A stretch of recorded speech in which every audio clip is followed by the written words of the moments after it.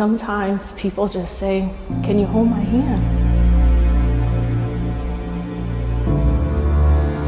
And you make that difference. And you're helping them get through a bad day.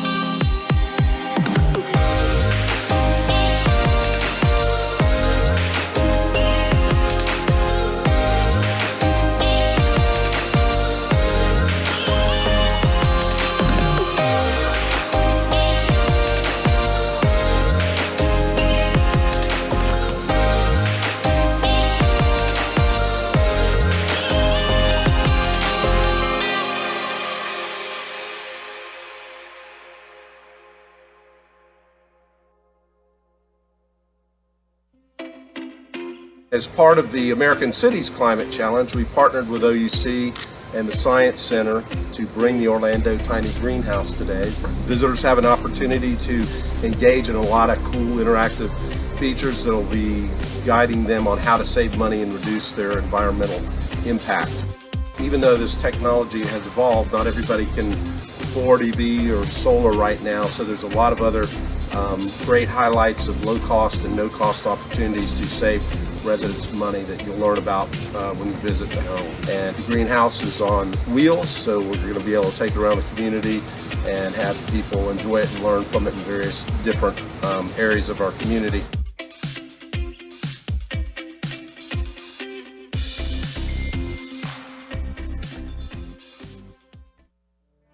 Trailing Thoughts from Bumby Path.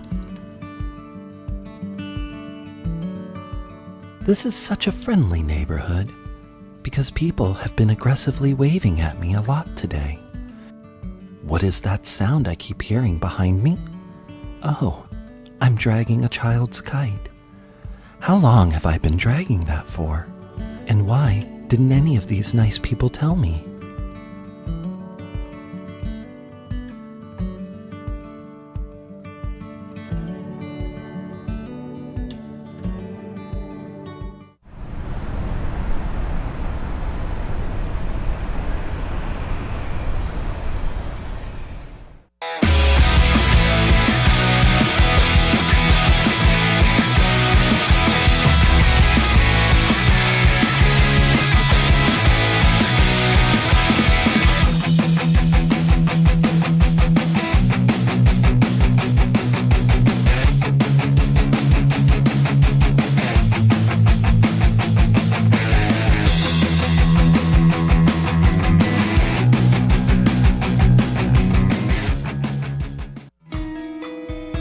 This song hits home for me. You see a lot of violence outside and you get used to it after a while. For the past 4 weeks, we have been teaching the kids about telling their own story. You know, they listen to music all the time and they don't recognize that a lot of these artists and stuff like that they're really just telling their own story through lyrical pieces. Our goal each and every day is to get every single young king to tap into his ability and his voice, to constantly allow them to, feel more comfortable even in those spaces that might not be as safe, but to be brave and to speak up for those things that they know they need to vocalize. So I really want them to find their internal value, find things that they're passionate about through this program. And that's what MBK is all about, is we come together and we're trying to just help coach them along through their processes to make sure that partnerships like this and others, that they'll be safe enough to be able to say, oh, I can do something that I've never done before. What do you know about Dog Walker Watch? I think it's a great program where dog walkers like me who are out and about in their neighborhood every day, they're the eyes and ears of the neighborhood, providing an extra set of eyes to the police. If you see something, say something. It absolutely makes a difference because it will weed out the crime because they know that we're saying hello and greeting and that we've made eye contact and that I see you.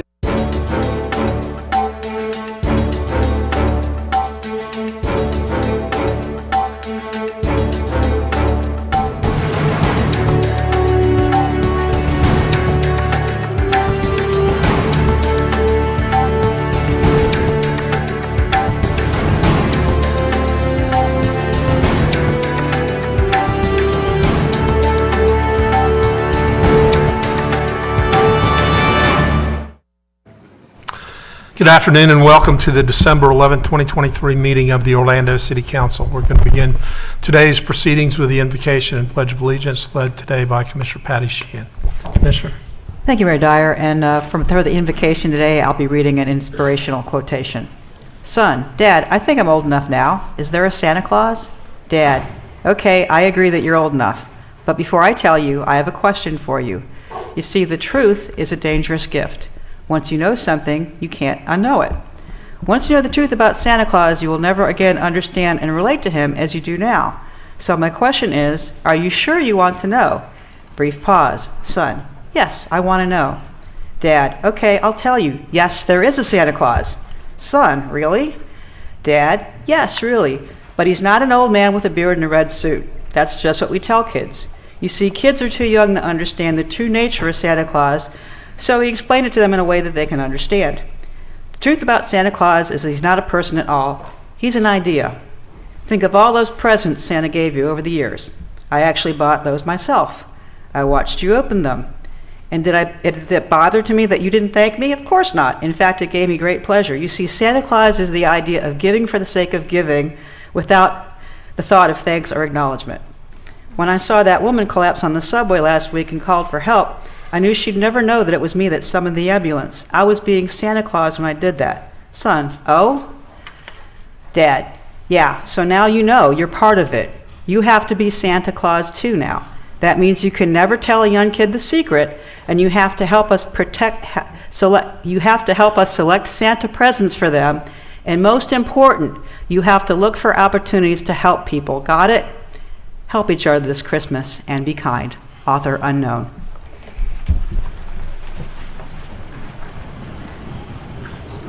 I pledge allegiance to the flag of the United States of America and to the republic for which it stands, one nation, under God, indivisible, with liberty and justice for all.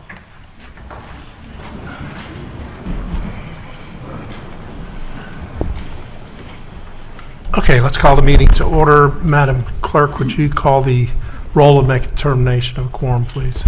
Commissioner Gray? Here. Commissioner Ortiz? Here. Commissioner Stewart? Ortiz is joining us virtually. Commissioner Stewart? Here. Commissioner Sheehan? Here. Commissioner Hill? Commissioner Burns? Here. Mayor Dyer? Here. Mayor, you have a quorum. Thank you. Can you hear us just fine, Commissioner Ortiz? Yes, sir. Can you hear me okay? We can. We can. Okay, good. Thank you. Thank you, sir. Okay, first order of business is consideration of the minutes from the November 13th, 2023 agenda review and city council meetings. Is there a motion to approve the minutes? Motion by Commissioner Stewart. Second. Second by Commissioner Sheehan. All in favor indicate so by saying aye. Aye. Those opposed? And so the motion carries. Okay, we don't have any awards presentations or recognitions today, so we will go right to the mayor's update. And this is the very last city council meeting of the year, so that means holiday season is here. So I wish everybody in our community a joyous holiday season, however you tend to celebrate that. And back by popular demand, we have a lot of things going on at Lake Eola and downtown for the holiday season. We have the Holiday Drone Show, which was well received, I would say, last year. Lake Eola Park, and that's on Saturday, December 23rd at 8 o'clock, and we will have over 500 synchronized drones flying above Lake Eola and creating holiday designs. That'll also be the final evening of our holiday happenings around the park, including the Merry Market, train rides, Santa and more. Everything's free, family-friendly events, so check out our website for all of the movie times and different events that you can participate in. I just have two things I want to mention on the agenda. The first is we are approving 12 mayor's matching grants. We had an opportunity to take some photographs with representatives from organizations, some of the organizations that are receiving those, and they are from local schools and non-for-profits to help enhance our quality of life and out-of-school enrichment programs. With the representatives of the organizations that are here, please stand and let us thank you for the work that you do in our community.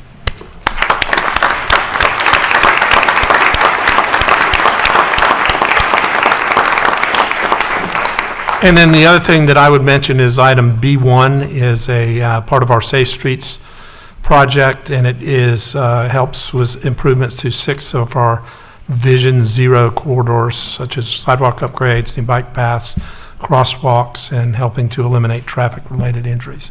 With that, we're going to move on to the consent agenda, which was a number of items that are acted upon through a single vote of council. We give each of the commissioners an opportunity to comment on items on the consent agenda and to update you on important happenings from their districts. We rotate the order that we do that, and Commissioner Sheehan is first up today. Thank you, Mayor Dyer. And I just want to thank the FPR, DDB, Sherry Gutch, and the entire staff for the amazing job. Lake Eola is just absolutely magical this year, so if you haven't been to see the decorations, there's a holiday market. It's absolutely wonderful, so please come by Lake Eola. It was packed over the weekend, Mayor. It was crazy, but it was wonderful to see so many people enjoying the park over the weekend. Item A3 today is my assistant, Bill Stevens' contract. I want to thank Bill for his many, many years of service to the city of Orlando, and delighted that he's elected to stay with me another term. Item B16, we have Habitat for Humanity, homes that are being built in Paramore. That's a great thing to see. Also, on item C9, I want to thank McCoy Federal Credit Union for funding the Historic Preservation Calendar and for doing the photo awards. They've been doing it for many, many years, and it's a great program, and people really look forward to seeing the Historic Preservation Calendars every year. And this year it features the Lake Lasona Historic District.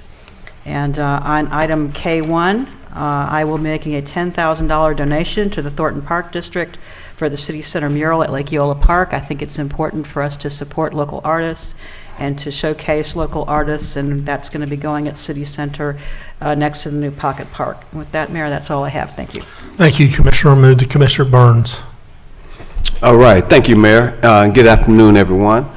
First, I'd just like to just mention that over the Thanksgiving holidays, we were able to support many families with turkey giveaways, and I'd like to thank a lot of our partners who made that possible.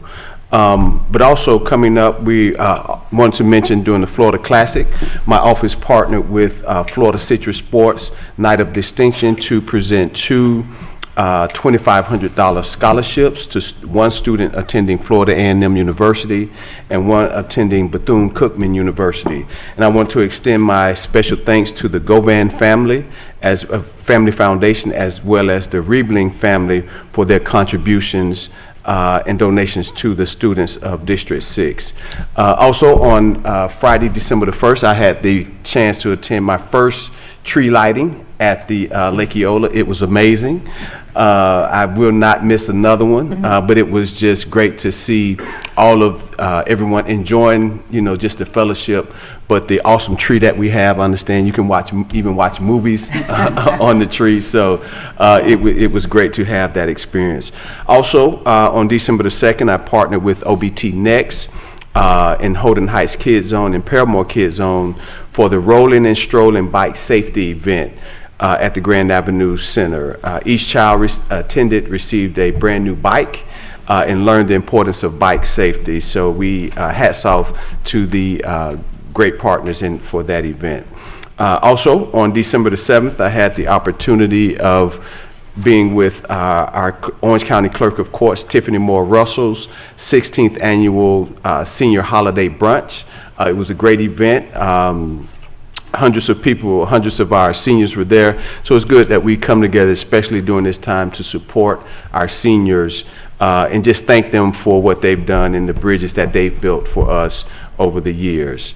Also, on Saturday, my office partnered with the If You Foundation for the annual toy drive and Christmas experience. Hundreds of people filled the parking lot of the James R. Smith Center, and we gave away many toys. I think we endeavored to serve over 3,000 children at this event, and I believe we may have surpassed that. So again, thank you to the If You Foundation for that. On the agenda, this afternoon, I wanted to acknowledge, say congratulations to all of the recipients of the Mayor's Matching Grant, but also under Parks, Family Parks and Recreation, item D1, I'd like to thank Lisa and her team for securing a Recreation Development Assistance Program grant that will help in the redevelopment of the Willie Mays Park, one of our great parks in District 6. So thank you to Lisa and her team for securing that funding. Just a few things, upcoming events. My mobile satellite office hours will be Wednesday, December the 13th at the L. Claudia Allen Center. And we've chosen that facility because we have a lot of our seniors there. So we have our office hours from 10 a.m. to 4 p.m. And one of the things we continue to do during those hours is push the city's housing rehab program. So if you have seniors that live in the city of Orlando, have them to reach out, not just to my office. If they live in District 6, have them to reach out to me, but other commissioners to receive information about the great program. Also, on December the 16th, we're partnering with St. Mark Church, as well as Osborne and Francis, for a toy giveaway December the 16th at 10 a.m. at the Willie Mays Park. Also, on December the 17th, I'll be partnering with Orange County Commissioner Mike Scott to have a ham and toy giveaway, and that will be at the Grand Avenue Neighborhood Center at 1 o'clock. And this concludes my remarks, Mayor. Thank you. Thank you, Commissioner. Commissioner Gray? Thank you, Mayor. I'll be brief. A couple words of thanks for some events we've had in the past. On Tuesday, the 21st of November, we had a turkey giveaway. Compliments of Lee Wesley donated 100 turkeys, and we helped assist in the distribution of those to needy families. Then on Wednesday, the 29th, I want to thank Police Chief Smith, Eric Smith, and his team for doing a community meeting in the Lake Nona area. It was great to see the representatives from OPD out in the neighborhood. So, Chief, thank you for that very much. This past Friday, I went to the Visit Orlando annual luncheon. And for those of us who have ever done magical dining, you may have heard of that, where we do that usually in the fall. I'm pleased to announce through that Visit Orlando raised $270,000 for the Lifeboat Project, which is to help folks who are recovering from human trafficking. So a great cause. So next year, next fall, when you see Magical Dining, just know not only is it great food, but it's for a good cause. So that was awesome. So congrats to them. And then finally Saturday, and Ed, I think, is going to roll a couple of pictures at 5:30 in the morning. Compliments of the Nobilo Foundation. We took 30 kids from After School All-Stars to Target at 5:30 before they opened to the public and turned the kids loose on a shopping spree. And the neatest thing about it is no parents in sight, no brothers and sisters. They can spend the money on anything that's appropriate. But it's fun to just see the kids on their own to try to make decisions and spend the money. So Ed, thanks to you and thanks to my team for getting up at 5:30 to do that. But there we go, it's a lot of fun. On the agenda, real quick, thanks Ed. On the agenda on item F1, I'm pleased to kind of submit as the chairman of the Affordable Housing Action Committee our recommendations to council on how we can improve affordable housing. And there's a lot of folks here, but if there's anybody on the committee with me, yes, there. Thanks, Cassie. Anybody else? But anyway, thank you, Cassie. Take a bow for everybody. Way to go. But yes, there you go. But we've gotten together all year to try to make recommendations to council and staff on how to improve our ability to deliver affordable housing and assist that. So thank you very much for that. And with that, I just want to wish everybody a happy holiday season, and that's all I had, Mayor. Thank you, Commissioner. Commissioner Ortiz? I'm going to try to my best, Mayor. I'm going to keep it short. First of all, let me congratulate Commissioner Gray for doing what he's doing in the Housing Committee, because it's really making a difference in the way that we administer the monies for housing. Second of all, then I want to thanks to Mr. Lee Wesley also, and the officers from the National Latino Peace Officers Association, officers from the Orlando Police Department, for helping us during days before Thanksgiving to give turkey to a lot of people out there in the community. We gave away over 200 turkeys, and there's a lot of happy people because they didn't have funding or ways of getting some of the healthy meals for the Thanksgiving. I want to congratulate the recipients of the Mayor's Matching Grant. Thank you for everything you do in our communities. And item A2, I'm thankful, very thankful, and very gifted. It's a blessing to have Megan Shaver working in my office. She's quite a partner. She's done a great job in our community too, and I'm happy to sign this contract, to have this contract. And very grateful that she's sticking around for another four years. And I want to thank each and every one of our staff. It's been a great year, Mayor, commissioners, all of you guys. The partnership, what we've been able to accomplish with our communities is second to none. So I want to thank everybody and wish everybody a Merry Christmas. Thank you. Thank you, Commissioner. Commissioner Stewart? Thank you, Mayor. Let me just cover a couple things in the neighborhood. We had a great holiday on the drive over in College Park this past week. Congratulations to Amelia and her entire team. We're grateful for that. I'll say thank you for our Winterfest program done through our after-school neighborhood centers. Thank you all very much. It was a great opportunity to showcase the kids that we have in our neighborhood centers. Baldwin Park had their Winter Wonderland, and they found out went to the lowest person possible and picked me as Grand Marshal. And so it was fun walking behind some large ladies on stilts, and nobody had any idea who I was. They kept yelling, "Who are you? Who are you?" I would just wave and just kind of keep walking.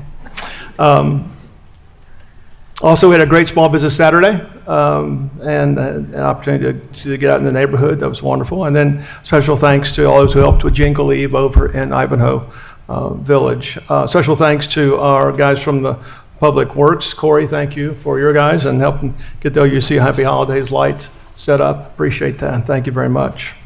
Couple of quick upcoming events. Church on the Drive is doing their Jingle Jam, their holiday event for kids this Saturday. Rosemont Community Center is doing their Christmas party this Saturday also at 11. Dinos and Lights is over at Orlando Science Center. That's going to be from the 26th through the 9th of January. And then Art at Lunch over at Manello on the 20th. So it's a lot of things going on. It's great weather to be outside, a great chance to spend time in the community.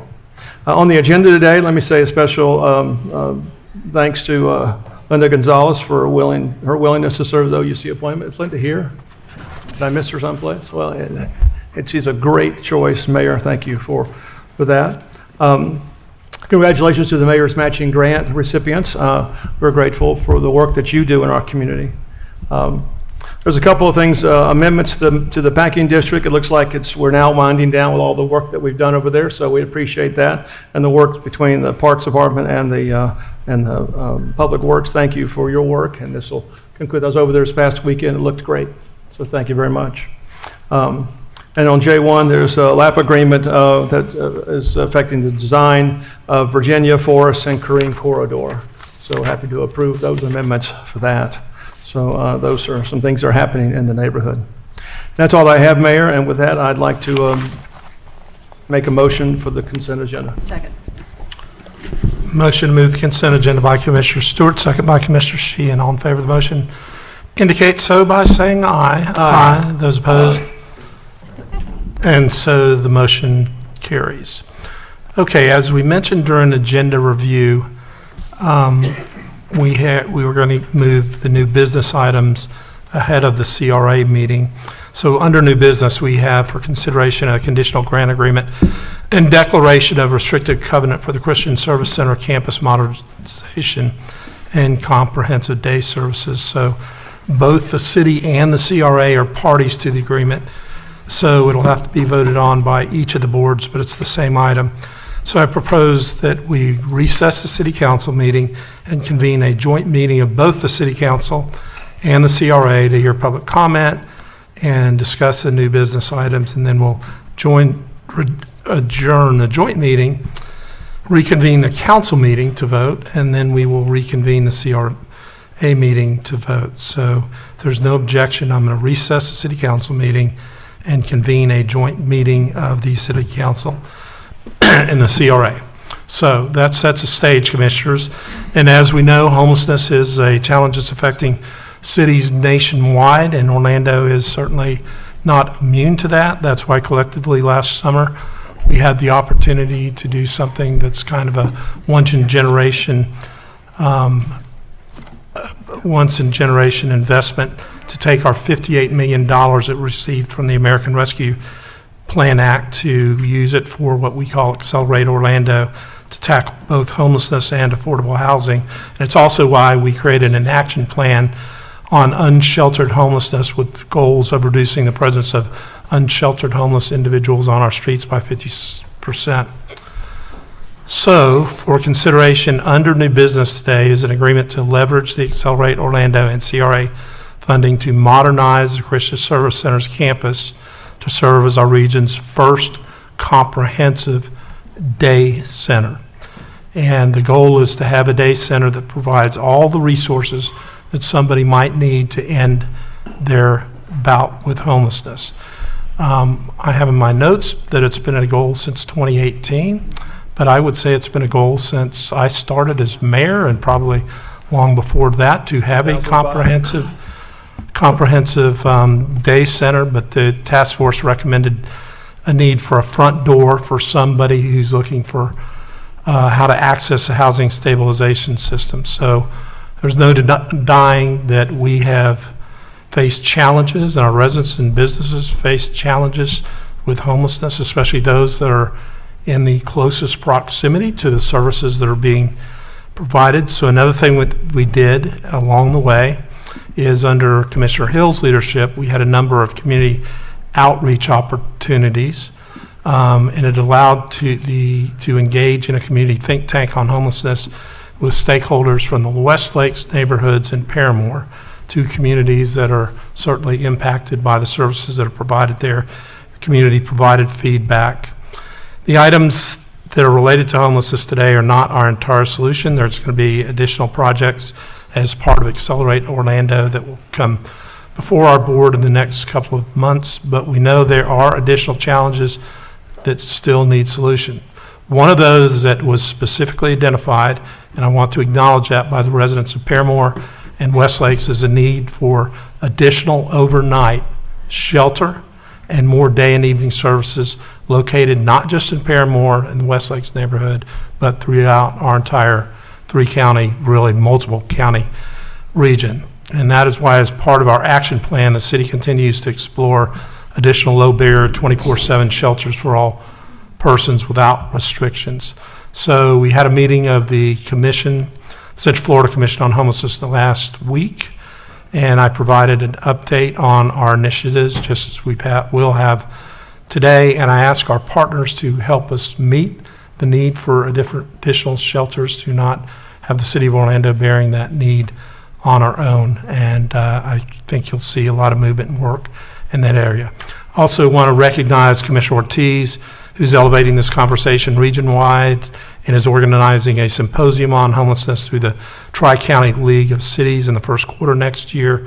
And I want to acknowledge each member of the City Council who's been dedicated to helping us solve this issue.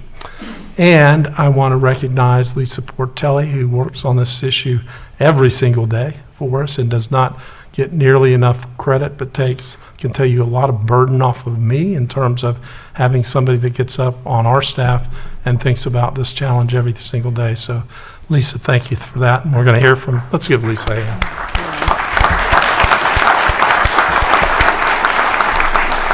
So Lisa's actual title is Senior Advisor on Homelessness and Social Services. So she and David Barilla, who's head of our DDB CRA, will provide a presentation on the items that we'll be attending to today. Lisa? Thank you, Mayor and council members. Good afternoon, and thank you for the privilege of being here today and doing this work with such a great city. As you know, it's an unprecedented opportunity, and just a little bit on where we're at in the process. Back in July of 2022, we did a council workshop on Accelerate Orlando, the $58 million that's been designated toward affordable housing and homelessness. At that workshop, we presented a list of projects that we wanted to bring forward. Then in May in 2023, we also did another council workshop on the 3-year action plan on the unsheltered homelessness. I think that it's important to remember that this work began with the only solution. I think we should commend everyone for the work beginning with the only solution there is to homelessness, housing. And one of the first projects that the Housing Department brought forward was the Blighted Ambassador Hotel. And the renovation of that hotel will bring 150 units of affordable housing to our community already next year.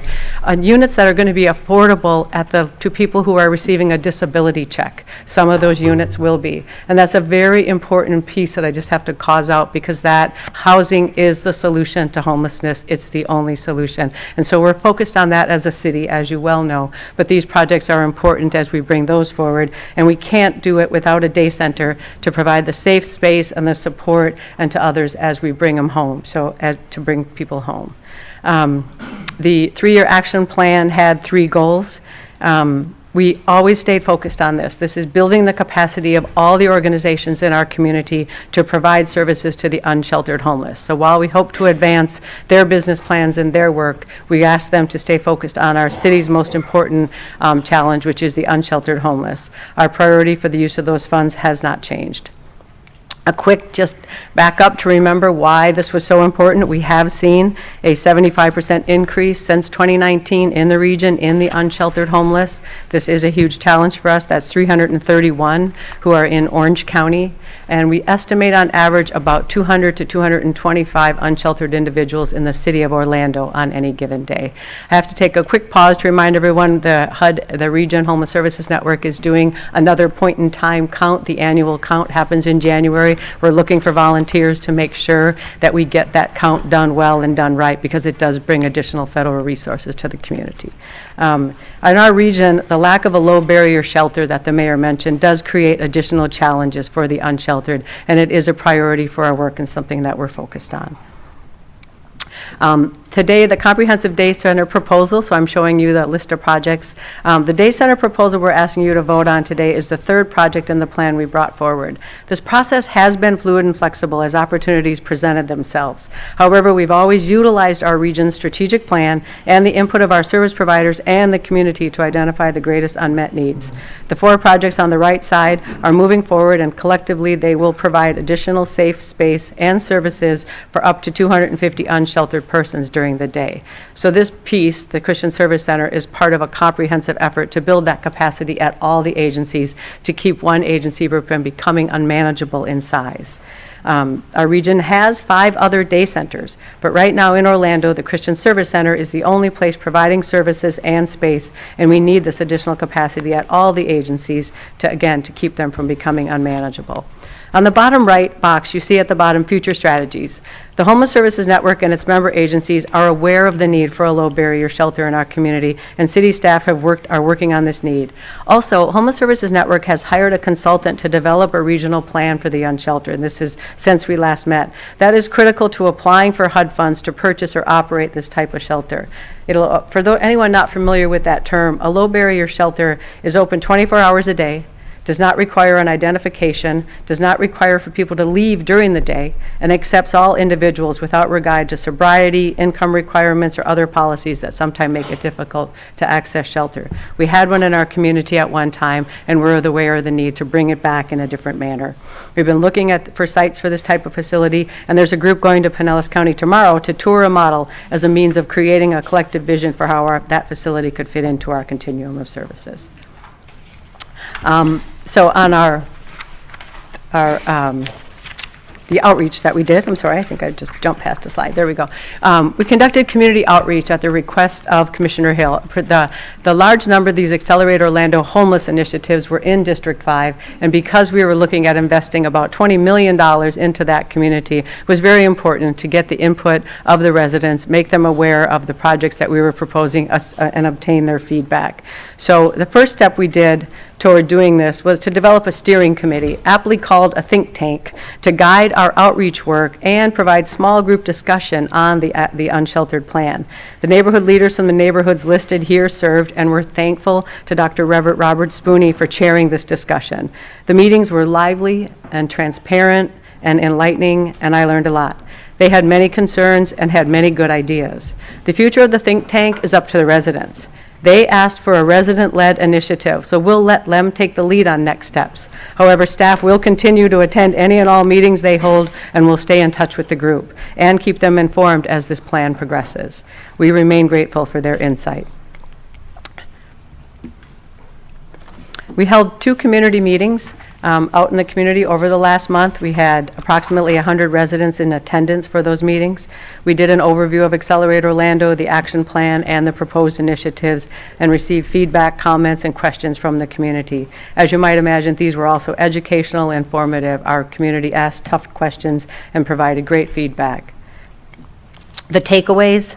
If I summarize these bullets and all of this into 2 major takeaways, you've heard about that first one over and over. It was the need for overnight shelter.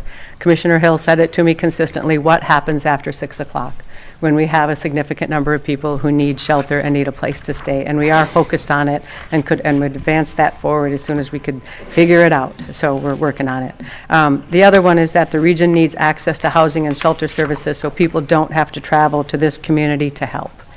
There's a variety of ways that the cities and other counties can offer services to people who experience homeless in their area, and our community would like to expand those opportunities to other areas so people don't all have to travel to downtown Orlando for that help. So the Christian Service Center's request modernization into a comprehensive day center. Why the Christian Service Center? To back up just briefly, the region had hired Barbara Poppy. She was at one time the former head of the Interagency Council on the Homelessness. She was a consultant who worked in our community for years. Brilliant woman who had looked at many, many communities, and she made a recommendation in our regional strategic plan that we needed this state-of-the-art day center to open the front door for many on the streets. Homeless Services Network opened a task force, created a task force on this effort, and city staff chaired that task force. But it was the Christian Service Center board and staff that stepped forward and responded to the need and said, we will rise to this challenge, and they began moving forward immediately. So already having SALT, Compassion Corner, Healthcare Center for the Homeless, and First Step Employment join forces to provide services on the campus, they've moved in that direction, and it's made a significant impact in the community already. Hundreds of volunteers serve meals coordinated through Straight Street also, and others assist with clothing needs. Why a comprehensive day center? Very briefly, in 2022, we contracted and had a local researcher look at our local HMIS data to better understand the impact of day services and make sure we were getting the ultimate shelter and housing that we wanted out of this work. As you can see, day services are the first step toward ending homelessness for many, and it is the path to case management, job search, health care, and shelter and housing. It works. The Christian Service Center services are listed here on this slide. They and their nonprofit partners connect unsheltered residents to basic human services, shower, laundry, food, clothing, advanced services, case management, and comprehensive solutions for housing, employment, and medical. They're open 6 days a week. I don't think everyone's aware of that, and welcome people to be on their campus until approximately 7 p.m. during the week. Sundays they're open for meals and restroom access, and oftentimes they are open on Saturday, that 7th day, when a volunteer group comes in to bring a meal. The visible homeless, the unsheltered, somehow overshadow the success stories and the extensive work at housing placement and make them invisible. The Christian Service Center is focused on the goal of preventing homelessness and finding housing for our clients. They are an access point, and that's a piece that gets overlooked often also. Their current access point was funded by the city through our HUD Rush funding, but it is a regional answer to allowing access to services for people experiencing homelessness throughout the region. While there is one at the Christian Service Center, we need to have these in a variety of areas throughout the region, and we implore other service providers throughout the Tri-County area to add these access points so clients don't have to travel to the Christian Service Center but can receive them in their own community. They also, when we had a Homeless Services Network, also formed a task force on the unsheltered homeless, and we began a pilot. And as we were looking at this work, and in that pilot, we focused on the Paramore community and devised a manner of doing outreach and surveying people and talking to them, and literally wanting to use and as we were devising the pilot, the Christian Service Center stepped forward and said, we would conduct this pilot right now if we had the dollars, and city staff were able to identify our HUD Rush funding that then we were able to use to fund the pilot. That task force pilot conducted interviews with clients on the street and learned that many had come to the area because of well-meaning groups that were handing out food, clothing, and tents. We have actively engaged in a multi-sector effort to recruit these groups and encourage them to come into a service provider site and serve meals with dignity and access to other services.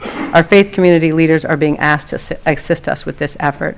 But I'd like you to take note also of the number of families, children, adults, and the total number of people that through the RUSH program, that pilot, and our Paramore Kids Zone program, where the Christian Service Center again stepped forward and said, we will help families who are at risk at the Paramore Kids Zone with making sure that they don't become homeless. So they're jumping forward to meet our community needs in many ways, and we're thankful.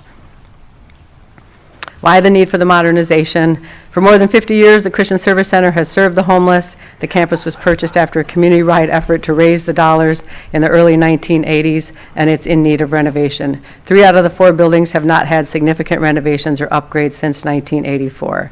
We're ensuring that the Christian Service Center can meet the unique and evolving needs of those experiencing homelessness.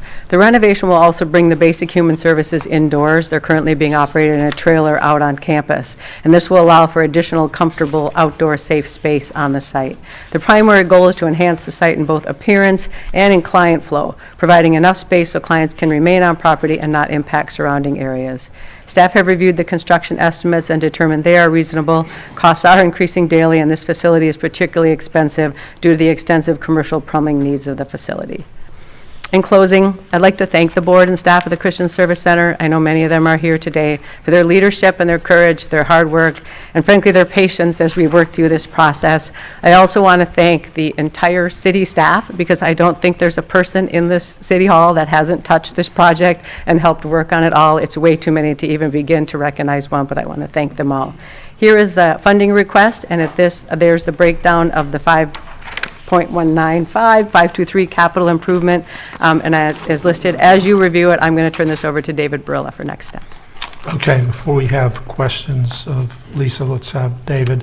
But before I do that, if anybody was here just for the consent agenda, we're going to take a 30-second break, and you can stay if you would like, but if you were only here to see that you got your mayor's matching grant or anything else that was just on consent agenda, now would be a good time to give up your seat, because we have a lot of people that are standing today.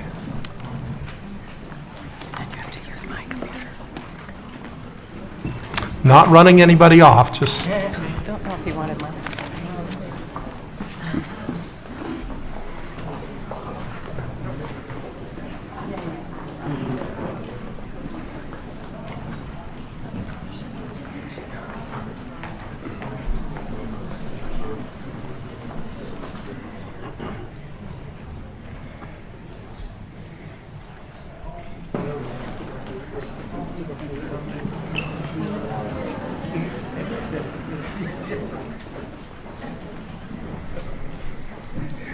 Okay, David, you ready to go? We're ready. Thank you so much, Mayor and Commissioners. Good afternoon, and thank you, Lisa, for such a thorough update on Accelerate Orlando.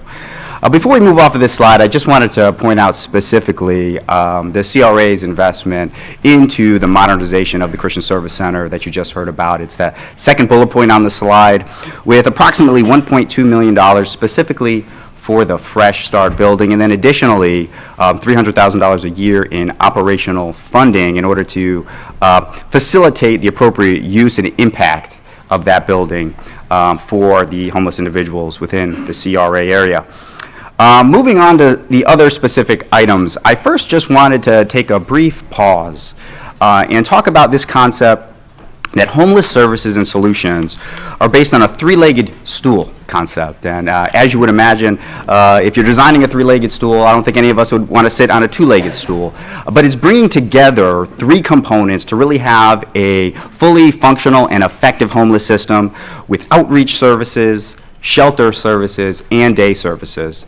As the CRA, we're asking you to consider components and agreements that will impact each one of those legs here today. Obviously, the component with the Christian Service Center is sought to address the day services component of that stool and ultimately that concept. Then moving on, I just want to talk briefly about those other pieces that we'll also be asking you to consider as the CRA. One of them is currently item 3 on the CRA agenda, and it is our agreement with the coalition. The CRA has partnered with the coalition for over a decade. In our last fiscal year, we provided them approximately $350,000 in funding from the agreement that actually started in 2003. It's specifically for the men's service center component of their facility here in downtown. And I wanted to pull out some specific components, their benchmarks, or how we ultimately review their performance to ensure they're having the impact that we desire them to have. You can see some numbers specifically identified before you. Under housing, we look for them to have at least 50% exits into permanent supportive housing. You can see that they exceeded that. For employment, more than 30% having increased or maintained employment. They've done that. The target is 30%. They hit 45%, so exceeded that benchmark. Also, self-sufficiency matrix, where we're looking for ultimately individuals to improve their component to society. Can they sustain themselves over the long term, or will they continue to be dependent on public and social services? So you can see them drastically increasing that component as well, with a goal of 80 and hitting a target of 94%. What we're looking to do this year is complete a new agreement with them, which would provide $300,000 a year in operational funding for 3 years. If you recall what I just mentioned a couple moments ago for the funding that is being proposed from the CRA for the Christian Service Center, this is on par with that level of funding for that impact on the homeless individuals in downtown. The next item I will also briefly cover is CRA item 5. This is our funding with the HCCH, or the Healthcare Center for the Homeless. So again, for about 10 years, the CRA has partnered both with the city and other members of the community in what we call the HOPE team. The HOPE team, or they're fondly referred to as our red shirts in downtown, literally walk downtown block by block, identify individuals that are experiencing homelessness or who they believe are experiencing homelessness, and seek to learn about them, build relationships with them, and then ultimately connect them with the services that we have to hopefully help them, again, move along on their journey to returning to being housed. Currently, there are 7 outreach workers. 2 are funded by the CRA, 2 by the city, 2 by our Veterans Services, and 1 by Orange County. And you can see, again, pulled out some context as to their performance over the current year, with having assisted 40 individuals with emergency shelter, 66 with medical or dental services as well. Wanted to show a brief picture. As I mentioned, these are familiar faces, I think, that you'll have seen walking through our streets of the HOPE team. You see all 4 members there, many of which have actually been on both sides of this ultimate challenge, which we are trying to address, and are able to relate at a one-on-one and direct level with the individuals experiencing homeless now. So what we are seeking today in order with this agreement, the HCCH agreement, is to continue the CRA's funding of that. It is proposed to be just shy of $112,000 this year. You see some other funding that is listed there as an FYI, 35%. Coming from the HSN. The city also contributes approximately $150,000, and that would be for this next fiscal year. And that is all, Mayor. Lisa or I are happy to address any questions. Okay, thank you, David. Okay, we have about 20 people that are going to testify or would like to. So do you have any questions for Lisa or David at this point, or we'll go to Commissioner Burns? Well, this is kind of a general question. We talked about and maybe it's for Lisa, we talked about the need for a low barrier shelter, 24 hours, 7 days a week.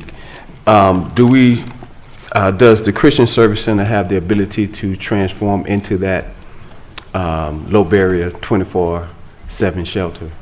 It would be my opinion on that site, they would not have a building currently that could be transitioned to use for that type of a facility. Okay. But it would be a question for them, too. Okay, then I'm going to open it for public comment, and I will call your name. If you'd come up and state your name and your address, you'll have 3 minutes to address council. So let's begin with Martha R., followed by Eric Gray, followed by Marnie Stallman.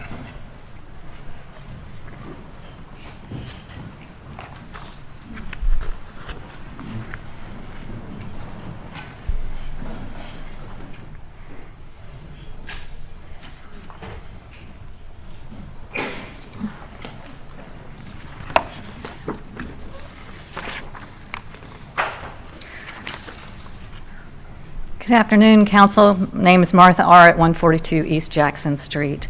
Thank you for this opportunity. As you know, 8 years ago, our homeless service system transformed into what we call a housing-focused system that focused on getting people into permanent housing and providing the services that they need. A few years later, we engaged in strategic planning with Barb Poppy, and she highlighted the need for comprehensive day services that would do two things. One is give people who are in night shelters a place to be in the day so they're not on the streets, and secondly, to fully engage them in services, including all of the mainstream services that you can only access during the day.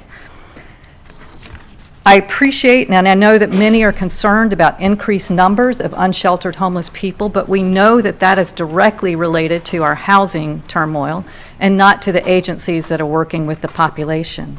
Unfortunately, we've seen our rents go up $500 in the last 4 or 5 years, and so we have many vulnerable neighbors who are being pushed out onto the streets. Our path forward has to continue to be to emphasize a housing-focused system. And that's two areas of investment. One is permanent rental housing that's affordable, and two is the services that are rooted in best practice. Fortunately, the city's investing in both of those areas. The Homeless Services Network and the Central Florida Commission on Homelessness are committed to partnering with jurisdictions and communities and neighborhoods to encourage and support robust services in strategic locations across the 3-county area. In other communities where people experiencing homelessness find themselves seeking effective support, and to do it in a way that no neighborhood continues to bear the brunt of all centralized services. We also support the idea that when services are already located in a neighborhood, that the neighborhood deserves to know that those services are being operated in a way that is efficient, effective, and with best practices, so that we, again, move people off the streets into housing in a way that minimizes criminalization while maximizing outcomes. I remain convinced that if you took our system and you plopped it down into a kind of housing-neutral environment, the effectiveness of our system would be crystal clear and transparent. We need to continue to invest in supporting ongoing improvements to the system's outcomes, and this investment in the Christian Service Center is a way to do that. So I appreciate your time and I appreciate your support. Thank you. Eric Gray. Thank you, Mr. Mayor. Thank you, Council. Thank you, Martha. Thank you, David and Lisa, for your presentation earlier. I appreciate that. I had opportunity to speak at another city council in the area, smaller community, where they were speaking specifically about this cause, and one of the city council members asked in relation to why they should be doing something similar to what we're considering here, but on a smaller scale, why the churches hadn't considered doing so much earlier, if it was such an important issue. And nobody wanted to answer the question, so it kind of came to me, and I said, I'll answer your question with another question. It's kind of like at this day and time asking the churches to purchase squad cars and fire trucks for the city because it's now an emergency management issue. I bring that up because I want to applaud the city of Orlando, all the city staff there in the room, as Lisa said, all the people we've worked with, because the city of Orlando is actually taking quite a bit of effort on this particular issue across multiple different dimensions in ways that the other 26 municipalities in Central Florida simply are not yet. And I think that among the other things that are really important about what we're doing today is that we're setting the tone for what I think is a leadership step for other communities around this area to follow. I think that's probably among the most important things.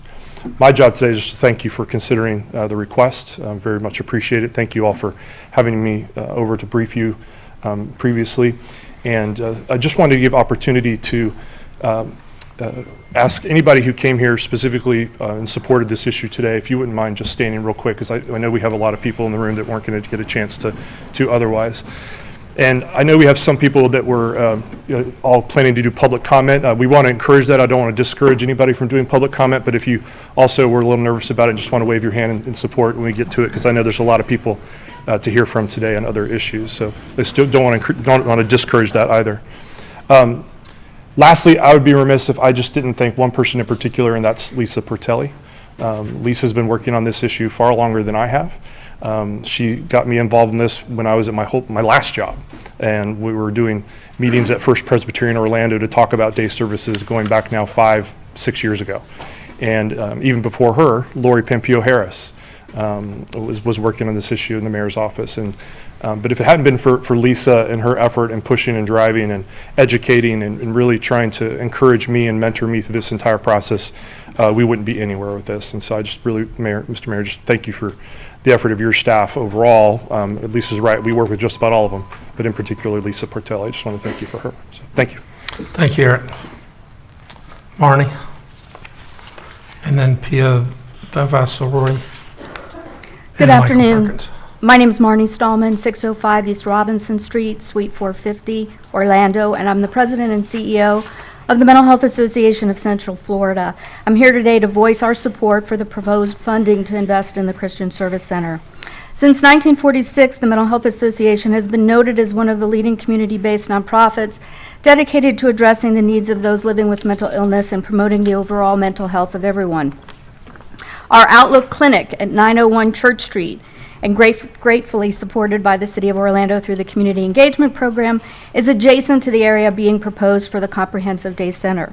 It is our strong opinion that funding this establishment of this center is the linchpin to effectively tackle the considerable mental health issues among those experiencing homelessness in Orlando, and will transform what has been good intentions into tangible, impactful services, creating a foundation for holistic care and support. In a street survey of 257 unique unsheltered adults conducted in March by the CSC team, 103, or almost 40%, spoke to self-reporting having a mental illness. This was separate from any self-reported addiction issue or a lower cognitive function. All 257 unsheltered adults interviewed were living on the streets of Paramore, as this was the focus of the survey. Through direct conversations with the CSC leadership, they have clearly stated they intend to provide or pursue community collaborations, integrated services that incorporate mental health care into the overall support framework of this center. This is critical to ensure that their guests have access to a spectrum of services, including counseling, therapy, and psychiatric care, all under one roof, and most importantly, done in so a whole person health approach. Addressing their multifaceted trauma needs, violence and victimization, loss and displacement, exclusion from opportunity, discrimination and stigma, and the lack of healthcare access rather than treating their mental health in isolation is key. Additionally, they have expressed a strong commitment to the implementation of preventative measures and early intervention strategies addressing these mental health issues. This most certainly will help prevent the escalation of issues with their guests by reducing long-term impacts on the community and encouraging their guests to seek help without fear, judgment, or stigma. Every other comprehensive day service center in the country, all of them, have care options for mental health at their site. We feel confident of the commitment of the CSC team that has stated to ensure the creation, longevity, and stability of essential mental health programs, but to do so, they first need an accessible space in which to begin. Today, we have faith in the CSC and their vision, and we urge you to join us by approving this funding request. Thank you, Marnie. Pia, and then Michael Perkins, and then Jacqueline Pasquale. Good afternoon. I'm Pia Vavasoroi from the Healthcare Center for the Homeless. And I stand before you today as a clinician providing healthcare services to the unsheltered in our community for over 20 years. The plight of these individuals who are unsheltered deserves our attention and compassionate action. As we deliberate on the renovation of the Christian Service Center, which serves as a comprehensive day center, I urge us to consider the following. As the number of unsheltered individuals increases in our community, rates of chronic illness, often exacerbating mental illness and substance use disorders, have increased as well. Without management, these diseases lead to repeated emergency room visits, protracted hospitalizations, and premature mortality. Persons experiencing homelessness face numerous challenges, often feeling marginalized and overlooked. This stigma can discourage individuals from seeking care due to fear of judgment or mistreatment. The Christian Service Center serves as a crucial hub for individuals seeking refuge and support. Day services offers an opportunity for engagement and establishing trust. By integrating accessible primary and behavioral health services within this facility, essential services are within reach for those who need it most. Efforts to provide comprehensive, accessible, and culturally competent care can overcome many of the barriers these individuals are faced with. many who don't have insurance or official identification, which makes it difficult for them to access traditional healthcare services. In addition, many of them face financial barriers to healthcare. They lack transportation and may suffer from mental illness that precludes their ability to seek or adhere to treatment regimens. By providing services such as food, clothing, showers, legal services, and case management, many of individuals' competing priorities can be addressed right on site. The Christian Service Center and their partners provide collaborative solutions to meeting the diverse needs of this population. And consolidating these services enables the optimization of resources by utilizing the existing infrastructure, staff, and facilities. This approach ensures efficient use while maximizing impact. In conclusion, I implore the council to consider the renovation of the Christian Service Center, as this initiative aligns with our collective commitment to social responsibility, compassion, and equity within our city. Thank you. Thank you, Pia. Michael Perkins, Jacqueline Pascali, Vance Raines.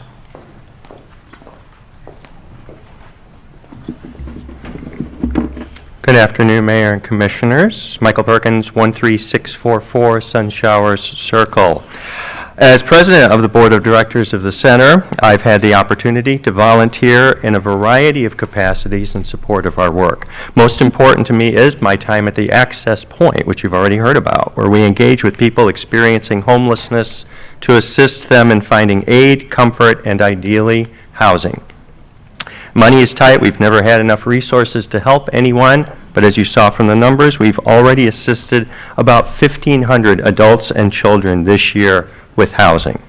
We've served well over 100,000 meals on campus, provided thousands of items of clothing, and working with our on-site partner agencies have offered showers, U.S. mail service, health services, and even job placement.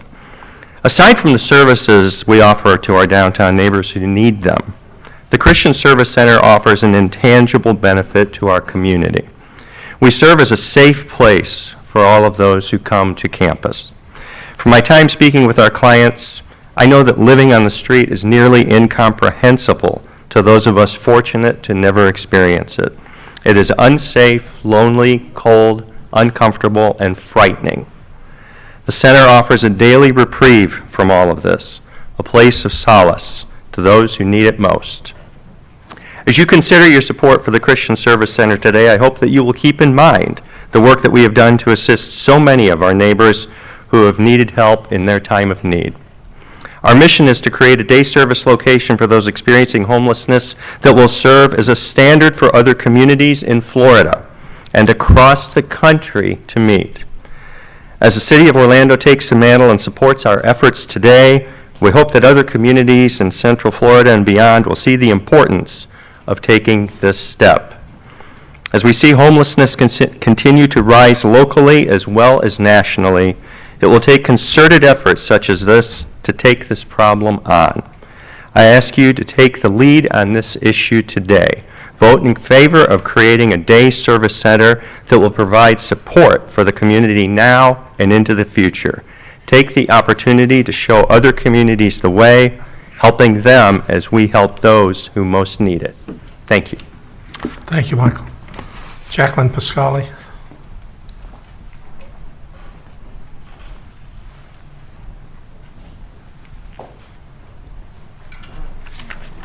Vance Raines. After Vance, Derek Williams, pastor, and Annie Ashe. Good afternoon. Vance Raines, 142 East Jackson. I am the lead pastor at the First United Methodist Church of Orlando, one of the founding churches of the Christian Service Center. I'm also a proud member of the board of directors. First Church Orlando has a long history with the homeless.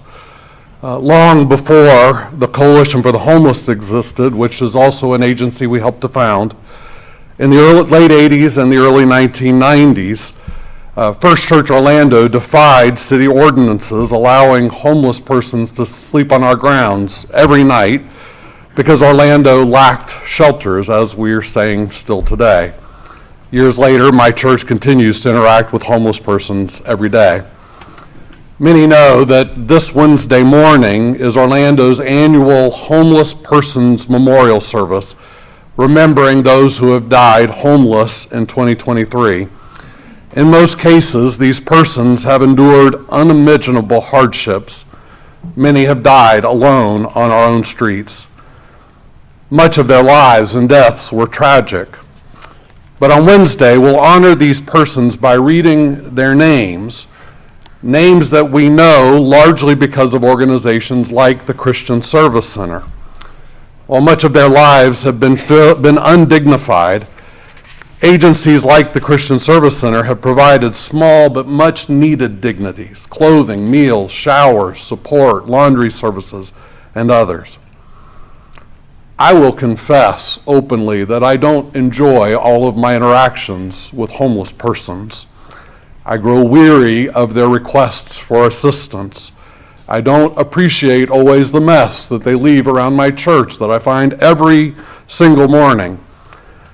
I'm not always comfortable going to and from the Christian Service Center for our board meetings.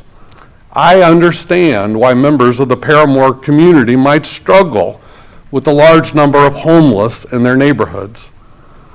I can't speak to the decisions that were made long ago to locate the Christian Service Center in Paramore, but that's where we are. We're not debating the location of the Christian Service Center.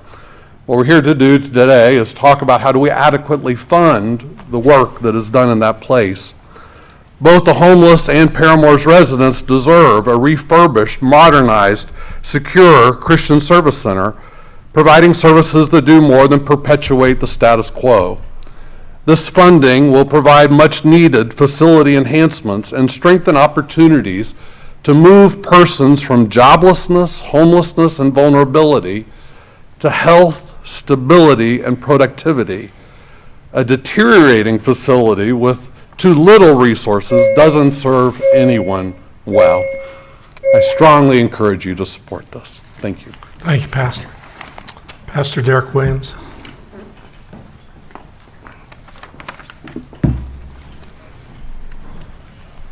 Good afternoon, Mayor Dyer, to the commissioners. My name is Derek Williams. I am the senior pastor over at the Shiloh Baptist Church of Orlando. We're located at 604 West Jackson Street. I was privileged to serve on a think tank chaired by the Reverend Dr. Robert Spooney, looking at the accelerated Orlando homelessness in District 5, and more specifically the Paramore community and surrounding areas. Unfortunately, Dr. Spooney is traveling today and unable to be here, so I'm standing in the gap and would like to say just a few words on behalf of the think tank. To help evaluate the impact of the homelessness on the quality of life for the residents and other stakeholders, the think tank held a series of listening sessions. 70 individuals attended the first one, and 46 persons attended the second one. So based on our own experiences and feedback from the community, the think tank produced a white paper with a series of findings and recommendations, which has already been shared with the council. Let me mention to you just a few of the findings. One, the residents and stakeholders are concerned about the increasing number of homeless individuals sleeping on sidewalks and on private property in the targeted area. Two, the residents and stakeholders embrace the concept of reducing the presence of unsheltered in the streets of Orlando by 50% during the day, but are concerned about what happens when the comprehensive day centers close at night. We also found that District 5 has a disproportionate number of service providers and homeless facilities. All the members of the think tank agree that the accelerated Orlando plan has great benefit for the homeless. However, consideration must be given to the residents and stakeholders who will be impacted by the natural increase of the flow of the homeless population in our area. To that end, let me highlight just a few of the recommendations. First, do establish the Comprehensive Day Center for the homeless. But secondly, immediately incorporate funding to increase the number of temporary overnight beds in the Orlando area by establishing 2 overnight shelter facilities with a minimum of 100 beds each. I'd like to thank Mayor Dyer and the council and the CRA for considering this request, and we strongly encourage the council to approve. Thank you. Thank you, Pastor. Anna Ashe, and then Pastor Joel Hunter.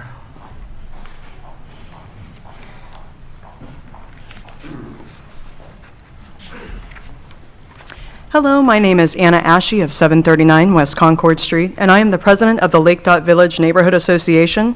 I am speaking on behalf of myself today, as I know that there is not a consensus amongst my neighbors on this complex issue. The Paramore community has historically borne the brunt of housing the majority of the social services, not just for Orlando, but the entire region. This is why, after this issue was raised, our neighborhood association requested an ongoing community-based advisory council on these issues to understand the city's current and future plans, as well as to be a voice for the community most impacted. It was assembled, they met twice about this very issue, sharing ideas and concerns. Then last week, it was disbanded to the surprise and dismay of its members. While in full disclosure, I have worked at HSN for over a year, I have lived in this community for over 11 years, and have seen the increase in unsheltered homelessness as rents have skyrocketed in the area. To me, conflating the increased presence of tents and unsheltered individuals to the CSC, as has been suggested by some here and elsewhere, does not make sense, as we have seen this increase across our region and even the nation. Attributing an entire area's unsheltered issue to 1 out of 4 agencies all serving the same population is not an argument I want to make today. I too have experienced my car being broken into multiple times, people trying to break into my backyard, people trying to use the bathroom on my front yard. I witness drug deals on a near daily basis and have items stolen from my front porch. I am raising a young family in this neighborhood, and nothing matters more to me than the safety of our homes and streets. However, I can confidently say that I do not believe that eliminating or shrinking a service that is connecting people to housing, food, jobs, showers, laundry, phone charging, and a respite from the heat would help address that issue. There have been many comments and conversation projecting if allowing this renovation would somehow worsen this. I would like it to be considered what happens if we don't do this, and if we look at cities around the country who tried to relocate services outside of downtowns, falsely believing the unsheltered would follow, crime actually increased in those areas. I am actually afraid of how much worse it would get when you have hungrier, hotter, and more disconnected folks roaming around our sidewalks. I know that desperate people do desperate things to survive, and I fear crime would increase here as it did in those areas. Since the established shelters in our area are not going anywhere, and we know that unsheltered people tend to congregate in urban downtown centers across the country, I cannot see how bringing a facility up to code and improving their ability to get more people connected to housing when they already have a great track record of doing so would have a detrimental impact. I came here today to both state my support of this renovation and the good work CSC is doing to help people exit homelessness and off of our sidewalks, and state that the city needs to increase their efforts to fund similar resources across the city. Our neighborhood cannot continue to be the primary one bearing the load for the region, as is currently and historically been the case due to the systemic marginalization this community has experienced. I would also ask that as the city's plan to address the unsheltered is advanced, that they reconsider the disbanding of the community think tank that was a much-needed bridge to the community bearing this disproportionate burden. Thank you. Thank you. Joel Hunter, Brian Hudson, Janice Hagenseeker. First, let me say that was really well said. My comments are going to be very simple after that. My name is Joel Hunter. I'm the pastor of Community Benefit at Action Church and a former chair of the Central Florida Commission on Homelessness. I'm here to speak on behalf of the Christian Service Center's comprehensive modernization program to become the city's first comprehensive day center. The city needs this upgrade in services to our most vulnerable population. There are many reasons to support this project, but let me just point to 2. First, it's the right thing to do. Let's not flunk Humanity 101. As the recent interviews with educational leadership demonstrated, it is not a good idea to get so caught up in the caution that we lose the virtue of basic compassion. While there are reasons to think through the implications of every decision, Some decisions are just morally right, like those that will better protect and serve the vulnerable people in our community. Unsheltered people are some of the most desperate and needy of our neighbors, and it is right to assist them in physical, mental, and relational ways. Many of us come from a tradition of love your neighbor as you love yourself, which is an admonition found in most religions and beyond in basic humanity. We have a long way to go in providing for the homeless, but this is the next right step. The other reason is that the Christian Service Center has outstanding and trusted leadership that will manage these funds in the most effective way. Though no one can match the majesty and wisdom of the center's immediate past leadership. It's my best imitation of Jacob. Joel, thank you very much. Eric Gray has the respect of other community leaders and our support in his quest to best serve those who most need help. So please prioritize this investment. Homelessness is and will continue to be a crisis in this area, but hopelessness need not grow with it. Thank you, Pastor. Brian Hudson, Janice Hagen-Seeker, and you said Dr. Spooney's not going to be with us today? Okay. And the third would be Eugene Shaw. Good afternoon, everyone. Brian Hudson, 4027 Lenox Boulevard.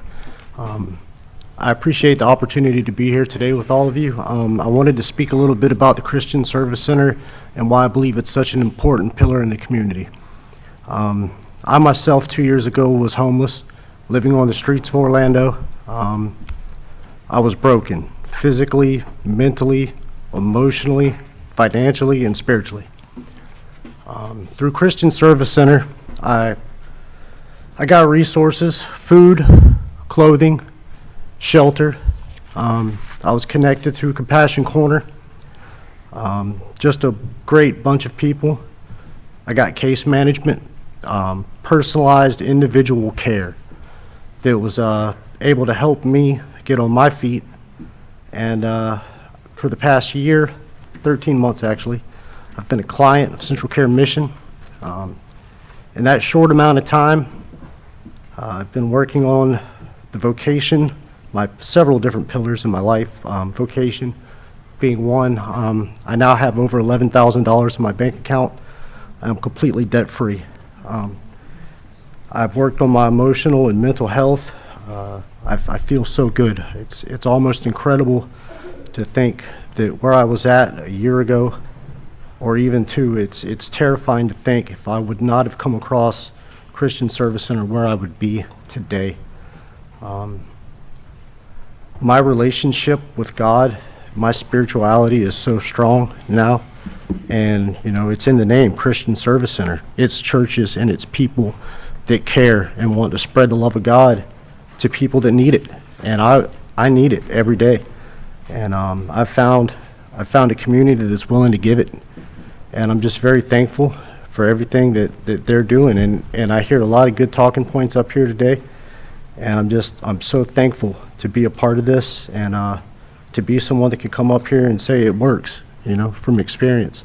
And I appreciate your time, and please continue to consider helping us and helping the people that need it through Christian Service Center, because it's really does make a difference just to have a place that we can go and find the services that we need, and places like Central Care Mission that allow for transformation just in people's lives, families, one man at a time. And people like Spence and Linda, I'm so thankful for all of you, and thank you for letting me come up here and share my testimony a little bit. God bless you all. Thank you for your testimony. Janice Hagen-Seeker, and then Eugene Shaw. Janice? Go ahead.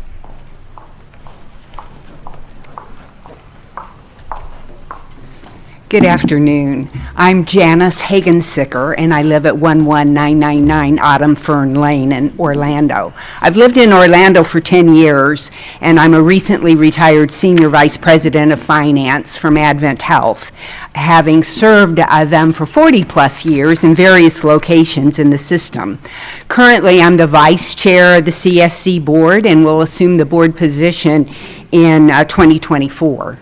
Thank you for the opportunity to speak in support of the renovation and investment in the Christian Service Center to meet the ongoing needs of the underprivileged population in Orlando. Working at Advent Health gave me the opportunity to observe and participate in understanding the health challenges the poor and homeless experience daily. The leaders of the CSC have taken an active role in developing relationships resulting in partnerships with SALT, Compassion Corner, Straight Street, First Step Staffing, the HOPE Team, Orange Blossom Family Health, Community Legal Services of Mid-Florida, Hope and Help, and the Homeless Service Network to make the Paramore Center possible. The campus has truly become a community partnership. While the creation and management of the campus has been a great deal of work, our primary goals are still getting as many people as possible housed, hired, and healthy. I'm not sure what any of us expected when we began this journey over 3 years ago, but we have helped 500 adults and children who are living on the street into permanent housing. On top of that, we've helped another 3,500 adults and children avoid homelessness by keeping them from eviction. As I take on the role as board chair in 2024, we'll be adding a new focus of modernizing our Paramore campus, but our work of rescuing adults and children from homelessness will not slow. We hope our city will continue to invest in long-term and short-term solutions to homelessness, and we will do our part to encourage all surrounding sister cities to do so as well. Thank you. Thank you. Eugene Shaw, followed by Luana Gelser, followed by Jane Callahan.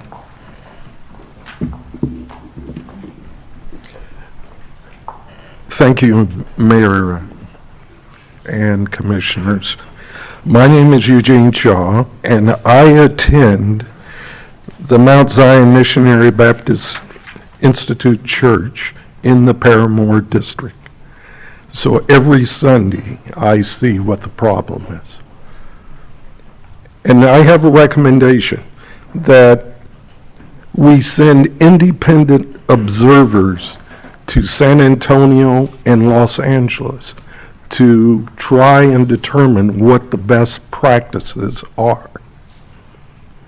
I also recommend that we clearly articulate what our goals are and set metrics so that we can actually measure those goals. That way we can keep track if we're approaching it the right way or not. So I thank you for my opportunity to share my comments. Thank you. Luana Gelser, Jane Callahan, Rufus McCoy. Hello, can you hear me? Yes, we can. Thank you. Luana Gelser, 815 Hill Street, Orlando. Today I speak on what is really a stakeholder and what is transpiring today. 1971, my family built the home that I'm currently sitting in. So I've seen what has happened in the Paramore community, especially since 1971.